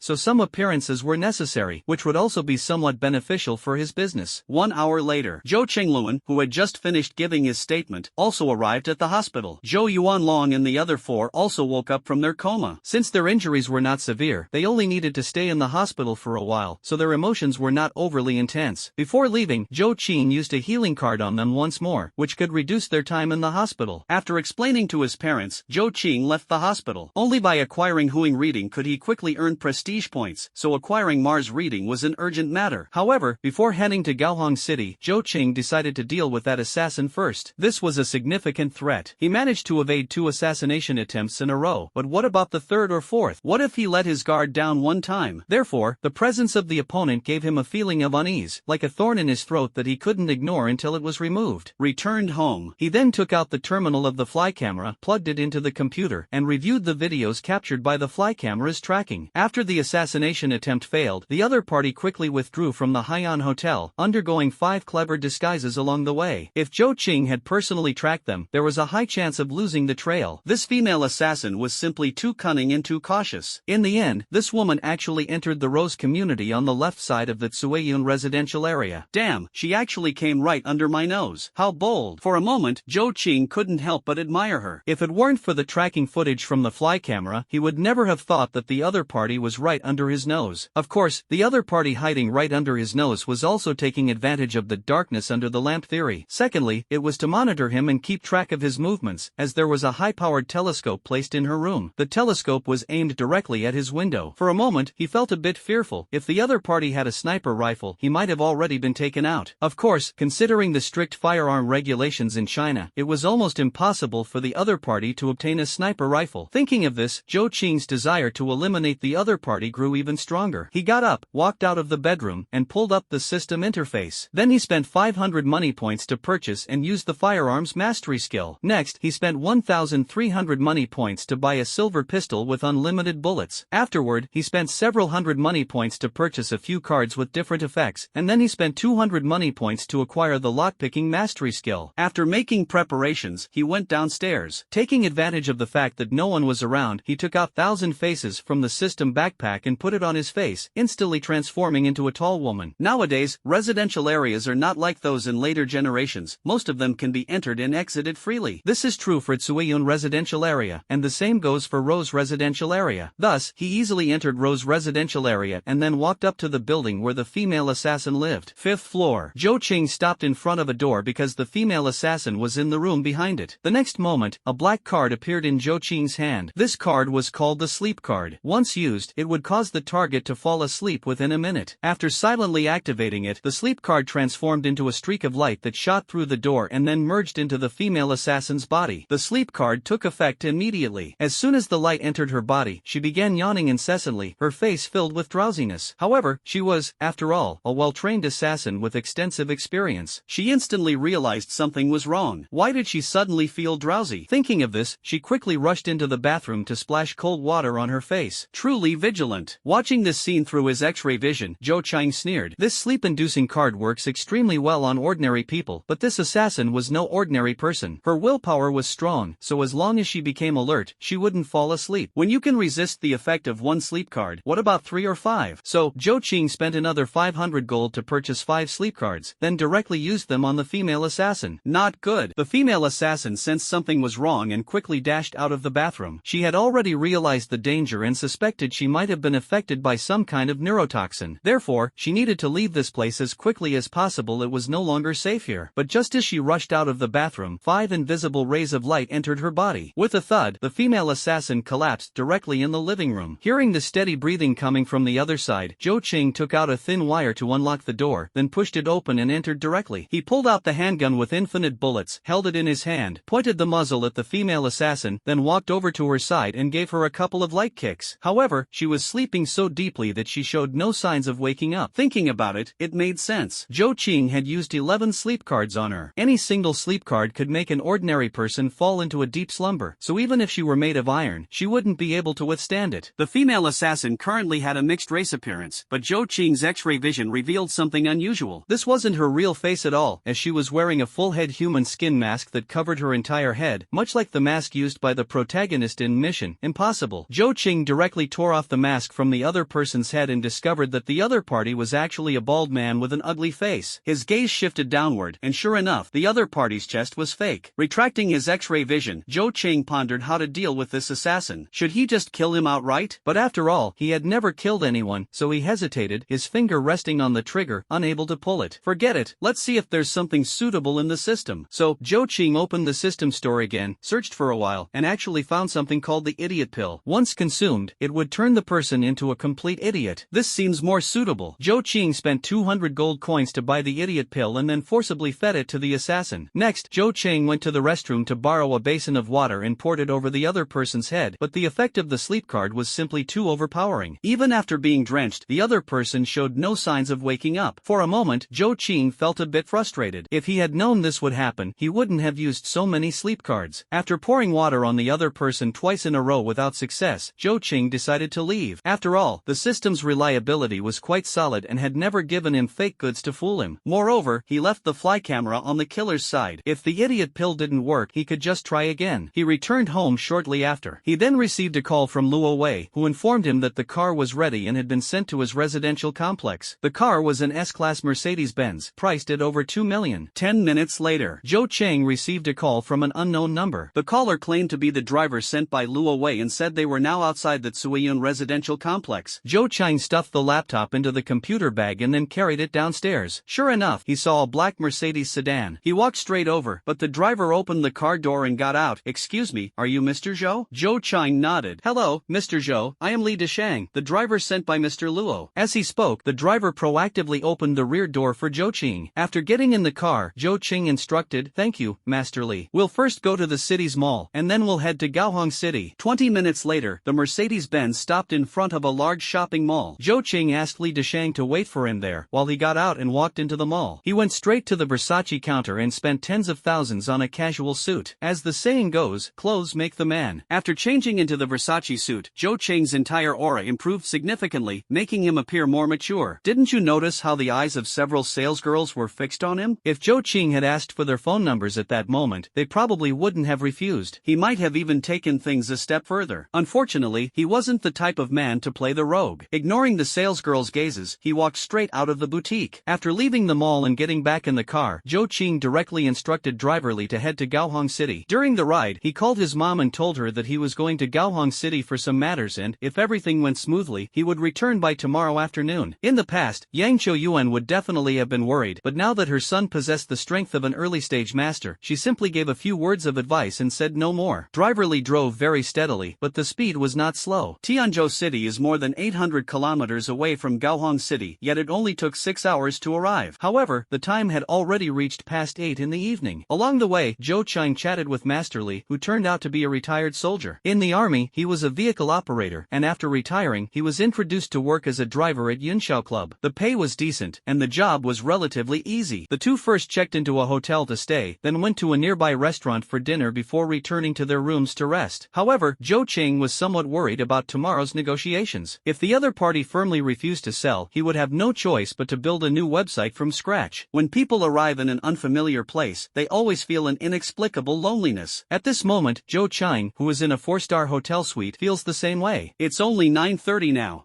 Lying on the bed, Zhou Qing closed his eyes but couldn't fall asleep for a long time. Smack! He turned on the bedside lamp, sat up, and prepared to grab the remote control to turn on the TV to pass the time. Suddenly, he noticed a black leather notebook placed on the TV cabinet. As he picked up the remote control, he also casually picked up the leather notebook. With his past life's experience, the contents of this leather booklet should introduce the details of this hotel. Casually flipping open the leather booklet, it was just as he expected. Inside was indeed the hotel's introduction. What surprised surprised him, however, was that this hotel even had a bar. In his past life, after being released from prison, he couldn't find a job due to Zhang Chao's interference. He had no choice but to use the 200,000 yuan his uncle gave him to start a business. As a result, with Zhang Chao's meddling, his business naturally fell apart and couldn't continue for long. Devastated, he often lingered in various bars across Tianzhou City, indulging in one-night stands during that time. It wasn't until he met Yi Qingsnow that he regained his confidence and returned to the right path, so he was quite familiar with bars. Take CD Bar, for example. It is a ballad bar, and the patrons who come here are usually company white-collar workers. This type of bar is relatively proper, and generally, no messy incidents occur. As for the bar inside this hotel, just a glance at the description in the brochure told him that it was not a very proper bar, but this stirred a restless excitement within him. Having been reborn for some time, he had always been very innocent. Because his heart was preoccupied with Yi Qingsnow, he had been extremely restrained. But restraint did not mean there was no fire, especially after seeing Lin Yufei's body that night. He felt that the wicked fire in his heart had never subsided and wanted to let it out. This was also the reason why he became restless upon seeing the introduction to this bar. After an internal struggle, he decided to go and take a look inside the bar. The bar was on the first floor of the hotel. Taking the elevator down to the hotel lobby, he glanced around. On the left side of the elevator, there was a poster for the bar. Zhou Chang walked straight over, turned a corner, and indeed saw the entrance to the bar. According to the introduction in the brochure, hotel guests can enter the bar for free with their room card, while non-guests need to pay an entrance fee of 58 yuan. By showing his room card, Zhou Qing smoothly entered the bar. As expected, it turned out to be a rather unconventional bar. At the center of the bar was a circular stage, with a pole in the middle. At that moment, a woman wearing only a bikini was performing with the pole. The appearance of this pole dancer could only be described as barely passing, but her figure was extremely alluring, attracting the attention of many men. There weren't many guests in the bar, only about 40 or 50 people. The dim red lighting added a touch of ambiguity to the atmosphere of the entire bar. The layout of the bar was also quite simple, with around a dozen small booths that could seat 3 people surrounding the stage, and an outer circle of pink sofa booths. And the bartenders are all dressed as bunny girls. As Zhou Cheng just entered, a tall bunny girl approached him with a smile and asked, "Sir, just one?" "Yes, just one." Zhou Cheng nodded. "Would you like to sit in a booth near the stage or in an outer sofa booth?" the bunny girl asked again. "Sit on the sofa booth," Zhou Cheng replied. Soon, the bunny girl led Zhou Cheng to a sofa booth where a price card was placed on the table. Zhou Cheng picked it up and glanced at it, discovering that the drink prices here were significantly higher than those at CD Bar, with the cheapest beer costing 30 yuan per bottle. "Give me a blue flame cocktail, a fruit platter, and a snack." Blue flame, 198 yuan, fruit platter, 168 yuan, snacks, 68 yuan. "All right, sir, please pay first." The bunny girl smiled and said. Zhou Cheng directly took out 5 100 yuan bills from his wallet and handed them to her. "The rest is your tip." "Thank you, sir." The bunny girl was delighted, took the money, bowed to him, and then turned to leave. Soon, the bunny girl brought over the items he had ordered. "Sir, would you like someone to accompany you? Our bar can provide drinking companions," the bunny girl introduced. "Then can I choose you?" Zhou Cheng asked with a half-joking smile. The bunny girl attending to him had a tall figure and a face that scored above 80. "Sorry, sir, I'm just a server. I don't accompany guests for drinks." The bunny girl politely declined. "Then forget it." Zhou Cheng waved his hand. Perhaps before coming to the bar, he had some thoughts of flirting, but after entering, he instead calmed down. As for those so-called hostesses, they were just slightly more upscale escorts. Even in his previous life, no matter how down and out he was, he wouldn't seek out such people. In this life, he certainly wouldn't either. It wasn't that he looked down on them, he simply didn't like them, that's all. After Zhou Cheng drank half a glass of his cocktail, the pole dancer finally stopped her tussle with the pole. To be honest, this 198 yuan blue flame cocktail wasn't all that impressive. "Handsome, can you buy me a drink?" At this moment, a heavily made-up woman dressed provocatively sat down uninvited next to Zhou Cheng. "Sure." Zhou Cheng smiled, called over a nearby bunny girl, and handed her 200 yuan, asking her to bring another glass of blue flame. Although the woman wore heavy makeup, it still couldn't hide the crow's feet at the corners of her eyes, suggesting her real age was likely over 30. "Handsome, you're so kind." Seeing Zhou Cheng so straightforward, the woman seemed to see an opportunity and instinctively moved closer to him. "Don't." Zhou Cheng quickly raised his hand. "Miss, it's better if we keep some distance." "What, handsome guy, you don't fancy me?" The woman said with a charming smile. "What type do you like?" "The innocent type, the mature type, the seductive type, big-chested, long-legged. I can call them over for you." "Really no need, thank you." Zhou Cheng waved his hand. Upon hearing this, the woman couldn't help but feel a bit disappointed. She tried to tempt Zhou Cheng a few more times but failed, so after finishing that glass of wine, she left on her own. At this moment, the stage was occupied by 3 women in short skirts, exposing their navels, dancing. Zhou Cheng Ching's glass of wine was already empty, so he put the glass down, stood up, and prepared to leave. Suddenly, a woman dressed in a bunny girl costume walked up to him and winked at him. Hey handsome, can you buy me a drink? Zhou Qing was stunned because the bunny girl in front of him was incredibly beautiful. Her looks were in no way inferior to Lin Yufei and Zhang Yimou, and she was even slightly more stunning. Moreover, she seemed quite young, around 17 or 18 years old. The most important thing was that she was not a waitress at the bar. Zhou Qing has an excellent memory. There are a total of 8 female waitresses in this bar, and he remembers all their appearances. As for why he dared to conclude that this girl was not a waitress, it was because the bunny girl outfit she was wearing didn't fit her. It was too big, as if it might fall off. The real reason, however, was that her chest was too small to fill out the outfit. Sure. After a slight pause, Zhou Qing agreed, called over a waitress again, and ordered another drink. The girl sat down next to Zhou Qing but kept a noticeable distance. Just then, 2 burly men in suits suddenly burst through the bar's entrance. The moment the girl saw them, her expression changed drastically. In a panic, she suddenly threw herself onto Zhou Qing, and for a moment, their cheeks were almost completely pressed together. What are you doing? Get down, Zhou Qing said sternly. As he spoke, the warmth of his breath landed entirely on the girl's face, making her feel a wave of shyness in her heart. It was the first time in her life she had been this close to a boy. But she quickly remembered her situation and whispered, "Help me, some bad people are trying to catch me." Let's pretend we're kissing so they won't notice. Why should I help you? Zhou Qing said. The girl said earnestly, "Because you're so handsome, you must have a kind heart." Alright, stop talking, they're watching us. As he spoke, Zhou Qing reached out and cupped the girl's cheeks with both hands. Instantly, she was startled and said in a panic, "What are you doing? Let go of me. Don't talk. I don't mean to do anything to you. Those 2 people are looking our way. If I don't cover your face, they might see your cheeks." Zhou Qing said. "Thank you," the girl whispered. 2 men in suits looked around the bar but didn't find anything, so they left directly. Alright, they're gone. Zhou Qing took the initiative to push the girl off him. Mainly, if she stayed on him any longer, he was really afraid the girl might say, "What's this? Pressing against me? What are you following me for?" When Zhou Qing walked out of the bar, he found the girl was following behind him. The girl looked innocent, pitifully gazing at Zhou Qing. "I have no money, and I don't know anyone in this city, so I can only follow you." Zhou Qing was speechless. "But we just met." "No, we can't even say we know each other, because I don't even know your name." A playful smile appeared on the girl's delicate face. "It's not too late for me to tell you now. Oh, by the way, my name is Ling Huruyan. What's your name?" For a moment, Zhou Qing didn't know whether to laugh or cry. It seemed this girl was determined to stick with him. He could only say, "You can follow me if you want, but I have to warn you in advance if I end up doing something, don't regret it. So, you still have time to change your mind now." Ling Huruyan chuckled lightly and said, "Hee, I believe you won't hurt me because you're a good person. Young lady, don't casually give people good person cards in the future. It's not a good habit." Zhou Qing touched his nose, turned around, and walked toward the elevator. "In the future, a good person card is a euphemism for rejection. I'm sorry, you're a good person, but I can't be with you." Ling Huruyan didn't quite understand the meaning of a good person card and said with some doubt, "But I've only ever given you a good person card, and you really are a good person." This was a generational gap. Zhou Qing held his head, feeling extremely frustrated. "I've arrived. Are you sure you want to go in with me?" Standing in front of the door, Zhou Qing had already taken out the room card and looked at Ling Huruyan again to ask, "You wouldn't want to go back on your word, would you, brother? If you don't take me in, I'll have to sleep on the streets." The girl pouted and started acting cute, pretending to be pitiful, especially that word brother, which made Zhou Qing's bones feel weak. "Alright, come in then." Zhou Qing opened the door and invited the other person in. The suite was quite nicely arranged, with an inner and outer room, a sofa, but only one large bed. Zhou Qing added, "Alright, make yourself at home, but I have to clarify in advance, there's only one bed in the room. You can only sleep on the sofa. Of course, if you want to share the bed with me, I wouldn't mind." "But I would mind, hee." Ling Huruyan made a playful face at Zhou Qing. She had been a little worried at first, but hearing Zhou Qing's words, she completely relaxed. So, Zhou Qing took a quilt from the wardrobe and a pillow from the bed, placing them on the sofa, and said, "There's a clean set of pajamas in the wardrobe. If you want to take a shower, feel free to use them." "Thank you, brother, I understand." Zhou Qing waved his hand, walked to the bed, took out the laptop from the computer bag, then connected the terminal of the fly camera to watch the recorded footage. The assassin who was hit by the sleep card didn't wake up until 9 in the evening. From the later recorded video, it was clear that this guy had indeed become an idiot. His expression was dull, his gaze vacant, and he was even drooling, showing no signs of pretending. Smack! Zhou Qing closed the notebook. Now he was relieved. The assassin had turned into an idiot, which meant a recent threat had been eliminated. However, when he thought of the even greater threat posed by Ji Xiao, his heart was filled with urgency. This time, no matter what, he had to secure Mars reading, even if it meant throwing money at it. After all, building a new website, no matter how fast, would still take over a month. But without upgrading the system, he wouldn't have the ability to truly protect himself. As he thought about this, Zhou Qing's gaze involuntarily drifted to the sofa. Linghu Ruyan had already fallen asleep on the sofa, her steady snores filling the room. He couldn't help but think to himself, does this girl trust me that much? However, he indeed had no interest in this girl. His actual age had long surpassed his youthful appearance. The girl was beautiful, but her chest was too flat, practically a runway, not his preferred type. The night passed without a word. At 7 in the morning, Zhou Qing opened his eyes on time and instinctively looked toward the sofa. His eyes suddenly froze slightly because his vision was filled with a snow-white, slender, beautiful leg. Most of the blanket had slipped off the sofa onto the floor, revealing a snow-white leg. Although Linghu Ruyan's chest was very flat, her legs were quite beautiful, definitely worth admiring for a year. Retracting his gaze, Zhou Qing calmly walked into the bathroom to freshen up, then headed to the hotel restaurant for breakfast. The accommodation included one breakfast. Master Li, you're up too. Zhou Qing stepped out of the door and happened to bump into Master Li coming out of the room next door. Yes, it's a habit I developed in the army, Master Li said with a smile. So the two of them went to the hotel restaurant together. Master Li had a good appetite, and Zhou Qing also ate quite a lot. After eating, Zhou Qing even packed a portion to go. For a moment, Master Li's expression was a bit strange, but he didn't say much. Although Zhou Qing seemed easygoing, there were some things better left unasked. When Zhou Qing returned with breakfast, the Soul Ruyan was not only already awake but had also finished a simple wash-up. It had to be said, that girl's face, without any makeup, was still stunning, far surpassing those future beauties who relied on cosmetics. Zhou Qing handed the breakfast to her. Make do with this. Thank you, brother. Linghu Ruyan did not stand on ceremony, quietly and gracefully eating the breakfast Zhou Qing had brought back. Soon, the breakfast he brought was completely finished. It seemed this girl was quite hungry. Zhou Chang looked at Linghu Ruyan and said earnestly, I'm here in Gaohong City for business. If the deal goes through, I'll be leaving afternoon. As he spoke, Zhou Chang took out his wallet, pulled out 2,000 yuan, and handed it to her. Take this money. This is all I can do to help you. Linghu Ruyan blinked and just looked at Zhou Qing, seemingly a bit moved. Zhou Qing smiled and said, no need to thank me, because you said I'm a good person. Brother, you wouldn't be thinking of abandoning me after starting something, would you? We did sleep together. Hearing Linghu Ruyan's words, Zhou Qing was momentarily stunned, then replied irritably, sleeping in the same room can also be called sleeping together? Besides, I'm being serious. I might leave today, so following me won't do you any good. Linghu Ruyan once again acted pitifully. Brother, could you really bear to let me be caught by bad people and sold to the mountains? How about you let me follow you? I promise I'll be very obedient. No, I disagree. Zhou Qing shook his head. It wasn't that he didn't want to agree, but the suited man from last night was no ordinary person. He possessed martial skills, and his strength was not weak, having reached the level of hidden force. Moreover, judging from their expressions, their faces showed urgency, and their eyes revealed worry. It was far from what Linghu Ruyan had described as bad people coming to capture her. How could a bad person show such an expression? Therefore, he concluded that the two suited men were likely her bodyguards. Precisely because of this, he didn't want to get further involved and risk unnecessary trouble. As Zhou Qing expected, at this moment, in a luxurious villa in Gaohong City, a refined middle-aged man in his early 40s was asking the two burly men who had appeared at the bar last night with a gloomy expression, still no news of Enin? Both bodyguards showed expressions of shame and guilt. Sorry, sir, not yet. Forget it. The refined middle-aged man waved his hand. Call everyone back. One of the bodyguards said worriedly, but sir, what if the young lady? With her quirky nature, she probably won't suffer any losses. The refined middle-aged man said, but after thinking for a moment, he added, here's the plan, withdraw most of the people, and just the two of you go searching. Yes, sir. The two bodyguards nodded. The time reached 9 o'clock. Zhou Qing had already had a phone call with Fan Yong to confirm the meeting place and was ready to set off. However, seeing Linghu Ruyan following behind him, he couldn't help but feel a headache. I'm going to discuss business. Why are you following me? I promise I won't disturb you. Linghu Ruyan vowed confidently. Won't disturb me? Looking at the ill-fitting bunny girl outfit she was wearing, Zhou Qing thought that if they went outside, her turn head rate would definitely exceed 90%. If he brought her along to discuss business, forget it, just follow me. I'll take you to buy a set of clothes first. Master Li had already arrived downstairs in the car ahead of time. When Linghu Ruyan saw the S-Class Mercedes worth over 2 million, she didn't show any sign of surprise, as if she was already accustomed to it. Looks like this girl's family background isn't simple, Zhou Qing thought to himself, then directly instructed Master Li to drive to a nearby mall. Zhou Qing took Linghu Ruyan to the mall to buy a set of normal clothes to replace the bunny girl outfit, then headed to the place he had agreed upon with Fan Yong, a business cafe. When Zhou Qing arrived at the reserved private room, Fan Yong had already arrived early. The other party was in his early 30s, of average height, and dressed rather plainly. Hello, Mr. Fan, I'm Zhou Qing. Mr. Zhou is so young, truly talented, and promising. Zhou Qing smiled and said, Mr. Fan, you're not bad yourself. After a brief exchange of pleasantries, they each took their seats. Linghu Ruyan sat next to Zhou Qing, almost like she was invisible. Straight to the point, Zhou Qing spoke first. Mr. Fan, I'm not one to beat around the bush. I've prepared 2 proposals today. I wonder if you're interested in hearing them. Fan Yong smiled politely. Mr. Zhou, I apologize, but I really have no intention of selling Mars Reading. Zhou Qing had anticipated this, so he wasn't surprised. Since I'm already here, Mr. Fan, why not listen to my terms? It won't take much of your time anyway. Please go ahead, Mr. Zhou. Fan Yong nodded. Zhou Qing said in a deep voice, according to our estimation, the market value of Mars Reading Network is around 33 million, right? Hearing this, Fan Yong nodded and said meaningfully, it should be a bit lower, but I am very optimistic about the future prospects of e-reading. President Fan has great vision. Zhou Qing praised. My first proposal is for President Fan to package and sell Mars Reading to me. I offer 66 million. As long as the contract is signed, I can immediately pay 10 million, and after the handover is completed, the remaining balance will be paid within 3 days. Faced with this double premium, it was undeniable that Fan Yong was tempted. He had founded Mars Reading with 2 million yuan, and within 3 years, he had grown Mars Reading to a market value of over 30 million yuan. However, market value is market value, and it has nothing to do with profitability. As a result, his annual earnings were not substantial, never exceeding 2 million yuan. Moreover, Mars Reading has now encountered a bottleneck. Mars Reading started with science fiction novels, but science fiction has never been mainstream. As it has developed to this point, Mars Reading has already hit a bottleneck, making further progress very difficult. Therefore, he has consciously instructed his editors to sign more authors of other genres. Unfortunately, outstanding authors of other genres have all been recruited by Dream Chinese Network. Unless a large sum of money is spent to poach them, even if Mars Reading undergoes a transformation, it will only fall further behind Dream Chinese Network. However, poaching requires a significant investment of funds. Mars Reading has been operating for 3 years, and he hasn't made much money. As a result, when it comes to investing funds, he finds himself somewhat powerless. To be honest, Fan Yong was really tempted by the price of 66 million, but he didn't want to hand over the website just like that, as it was the result of his years of hard work. In the end, he said with an extremely strained tone, I'm sorry, Mr. Zhou, I can't agree. In response, Zhou Qing didn't get angry but instead smiled and said, very well, Mr. Fan, then you can listen to my second proposal. Alright, Mr. Zhou, please go ahead. Zhou Qing said, my second proposal is for Mr. Fan to sell 60% of Mars Reading shares to me for 10 million. Hearing Zhou Qing's second proposal, Fan Yong was momentarily stunned. However, he quickly realized that the other party probably hadn't finished speaking. But after waiting for a while, Zhou Qing still showed no intention of continuing, prompting him to ask, that's it? That's right, no other conditions. Zhou Qing nodded. Mr. Zhou, are you playing games with me? Fan Yong said angrily. Zhou Qing smiled confidently and said, Mr. Fan, please don't be impatient. If you sell me 60% of the shares for 10 million, what you gain in the future will definitely surpass what you gain now. Forgive me for being blunt, but hasn't Mars Reading already hit a bottleneck? After all, science fiction is a niche genre. For Mars Reading to continue expanding, it must undergo a transformation, and transformation requires significant investment. Mr. Fan, you probably don't have much capital to invest, right? But if I take over Mars Reading, there will be no shortage of funds. Moreover, I can bring a batch of excellent works to Mars Reading. Oh, it seems Mr. Zhou is quite confident. Although Fan Yong agreed with Zhou Qing's words, he still felt somewhat unconvinced. Zhou Qing continued, I have also formulated plans for the future of e-reading and the development direction of Mars Reading, but I can only share them with you if I take over Mars Reading. As for now, Mr. Fan, you know the author of Xu Xian, Niu and Mo Wang, right? Does Mr. Zhou have confidence in signing Niu and Mo Wang? Fan Yong asked with some surprise. These days, he had been instructing his editors to contact Niu and Mo Wang, but unfortunately, there had been no response. Zhou Qing said, the author of Xu Xian, Niu Mo Wang, will face off against Dream Chinese Network in court next Monday, with a winning probability of over 90%. After that, he will propose terminating his contract with Dream Chinese Network. At that point, both Xu Xian and Dragon Snake Romance can be signed with Mars Reading. As someone in the industry, Fan Yong should be well aware of the potential of these two books. Xu Xian has surpassed an average subscription of 40,000 in less than a month since its release. Although Dragon Snake Romance has not yet been released, judging from various data, even if its performance doesn't match Xu Xian, it won't fall far behind. Most importantly, both books have already accumulated a significant fan base. Once they come to Mars Reading, the traffic they bring will undoubtedly be substantial. In fact, the most crucial point is that Xu Xian pioneered the xianxia genre, and Dragon Snake Romance pioneered the martial arts genre. If these two books come to Mars Reading, whenever other authors mention them in the future, they will associate them with Mars Reading, which will also enhance Mars Reading's reputation. Actually, the most important thing is that I still have 3 novels in my hands that are no less in quality than these two books. At this point, Zhou Cheng stopped talking, while Fan Yong fell into deep thought. thought. After a long while, Fan Yong finally spoke. Mr. Zhou, if I were to refuse you, what would you do? Zhou Qing shrugged indifferently. It's simple, I'll just start a new website. But I'm a rather lazy person, and creating a new website is quite troublesome, so I still prefer to collaborate with President Fan. Moreover, after I join Mars Reading, I won't directly manage the company. If President Fan agrees, the management of the company will still be handled by you. Alright, I promise you, Fan Yong said through gritted teeth. President Fan, you won't regret your decision today. Zhou Qing smiled as he withdrew his hand. Welcome, Mr. Zhou, to Mars Reading. Fan Yong also broke into a smile. Next, the two parties negotiated the share transfer and drafted a preliminary agreement. As it was nearing noon, Fan Yong suggested treating Zhou Qing to lunch. Zhou Cheng naturally wouldn't refuse. During the meal, Fan Yong asked, Brother Zhou, what do you think about the future of electronic reading? The future of electronic reading lies in mobile phones. Zhou Qing replied without hesitation. Phone? Fan Yong was somewhat puzzled. Zhou Qing explained, electronic products have always been the fastest to upgrade, and the same goes for phones. In the future, smartphones will dominate the market, and the capabilities of future smartphones will be no less than those of computers, while being much more portable. If you can read books anytime and anywhere on a phone, why would you still use a computer? Hearing Zhou Qing's explanation, Fan Yong suddenly saw the light. What does the old brother plan to do? Develop a reading app and then collaborate directly with phone manufacturers for pre-installation. If every phone sold comes with our Mars Reading app, won't we have plenty of users by then? Hearing Zhou Qing's words, Fan Yong couldn't help but slap the table in admiration. Wow, brother, I don't know how your brain works, but to come up with such an idea. If we can pre-install on 10 million phones, even with just a 10% conversion rate, we'd still gain over 1 million users. You have to understand, on Mars Reading, the most subscribed book only has just over 10,000 subscriptions. If we gain an additional million users, the subscriptions on Mars Reading would undoubtedly skyrocket. Of course, the premise is that there must be plenty of good books and a variety of genres. Zhou Qing continued, actually, we can completely turn the reading app into a platform. Isn't Dream Chinese Network currently dominating alone? We can collaborate with other websites to bring their books onto our app for sale. This way, we not only solve the problem of having too few books and limited genres but also win over other websites. By then, what would Dream Chinese Network even count as? Upon hearing this, Fan Yong was thoroughly impressed with Zhou Chang and felt extremely fortunate. Luckily, he had agreed to let Zhou Qing take charge of Mars Reading. Otherwise, if Zhou Qing had started a new website, Mars Reading might have become his first target. At that point, Fan Yong truly doubted he could hold out for long. After lunch, Fan Yong invited Zhou Qing to visit the Mars Reading Company for an inspection. Although the two have not yet signed a formal share transfer agreement, Zhou Qing's takeover of Mars Reading is already a certainty. As for whether Fan Yong will go solo after learning of Zhou Qing's plan, he is not worried. First, Mars Reading lacks top authors in other genres, and Bull Demon King is exactly what Mars Reading needs most right now. If Bull Demon King joins Mars Reading, it will definitely create a sensational effect and might even attract authors from Dream Chinese Network to join Mars Reading. Secondly, pre-installation also requires financial investment. Generally, the cost of pre-installation for a single phone ranges between 2 to 5 yuan. Pre-installing on 10 million devices would require over 20 million yuan, and Fan Yong cannot come up with such a large sum of money. Moreover, if Fan Yong really does that, Zhou Qing has plenty of ways to deal with him. After all, he is just an ordinary person. The company behind Mars Reading is called Spark Technology Company, Limited. It is not a large company and is located in a technology park in the high-tech zone of Gaohang City, sharing half a floor of an office building with another advertising and media company. The company has over 30 editors on staff, and including finance, operations, management, and cleaning personnel, there are more than 50 employees in total. Since Zhou Qing has not yet officially taken over Mars Reading, he suggested that Fan Yong temporarily refrain from announcing this matter. After staying at Mars Reading for half an hour, Zhou Qing took his leave. Fan Yong personally escorted him downstairs. Seeing the Mercedes-Benz car speeding away, Fan Yong secretly clenched his fists, filled with determination. In the past half hour, Zhou Chang and he reached an agreement. Niu Mo Wang would come to Mars Reading to start a new book. The new book would be titled The Buddha is the Way. He was tasked with creating a special feature to expand its influence, and 3 days later, the book would officially be released. As for The Legend of Zhu Xian and Dragon and Snake Chronicles, these two books would also be brought to Mars Reading after terminating their contracts with Dream Chinese Network. Back at the company, Fan Yong immediately gathered the editor-in-chief and 3 senior editors, then announced that Niu Mo Wang would soon be joining Mars Reading. Although Bull Demon King is still a newcomer, his influence in the online literature world is no less than that of veteran greats. Especially when he dared to take Dream's Chinese Network to court, he gained the admiration and support of many authors. Therefore, upon hearing that Bull Demon King was actually coming to Mars Reading to start a new book, the editor-in-chief and the 3 chief editors almost cheered out loud. Editor-in-chief Ocean gave Fan Yong a thumbs up. Boss, you're amazing. None of our editors managed to get in touch with Bull Demon King, but you quietly managed to bring him to our site. Group 1's chief editor Dong Shui chimed in, exactly, boss. If an old lady fell down, I wouldn't help her up, but I'd definitely support you. A glint of pride flashed in Fan Yong's eyes as he smiled and said, I didn't gather you all here today to hear your flattery, but to discuss the release of Nyo Mo Wang's new book. Previously, Zhou Qing had already handed over the synopsis, and the first 3 chapters of Buddha is just the way to Fan Yong. The Mercedes-Benz sedan cruised steadily down the road when Linghu Ruyan suddenly said, Brother, do you know Nyo Mo Wang, the author of The Legend of the Immortals? I do. Zhou Qing nodded. Then can you introduce me to him? Linghu Ruyan continued. Could it be that you're his reader? Zhou Qing asked with a smile.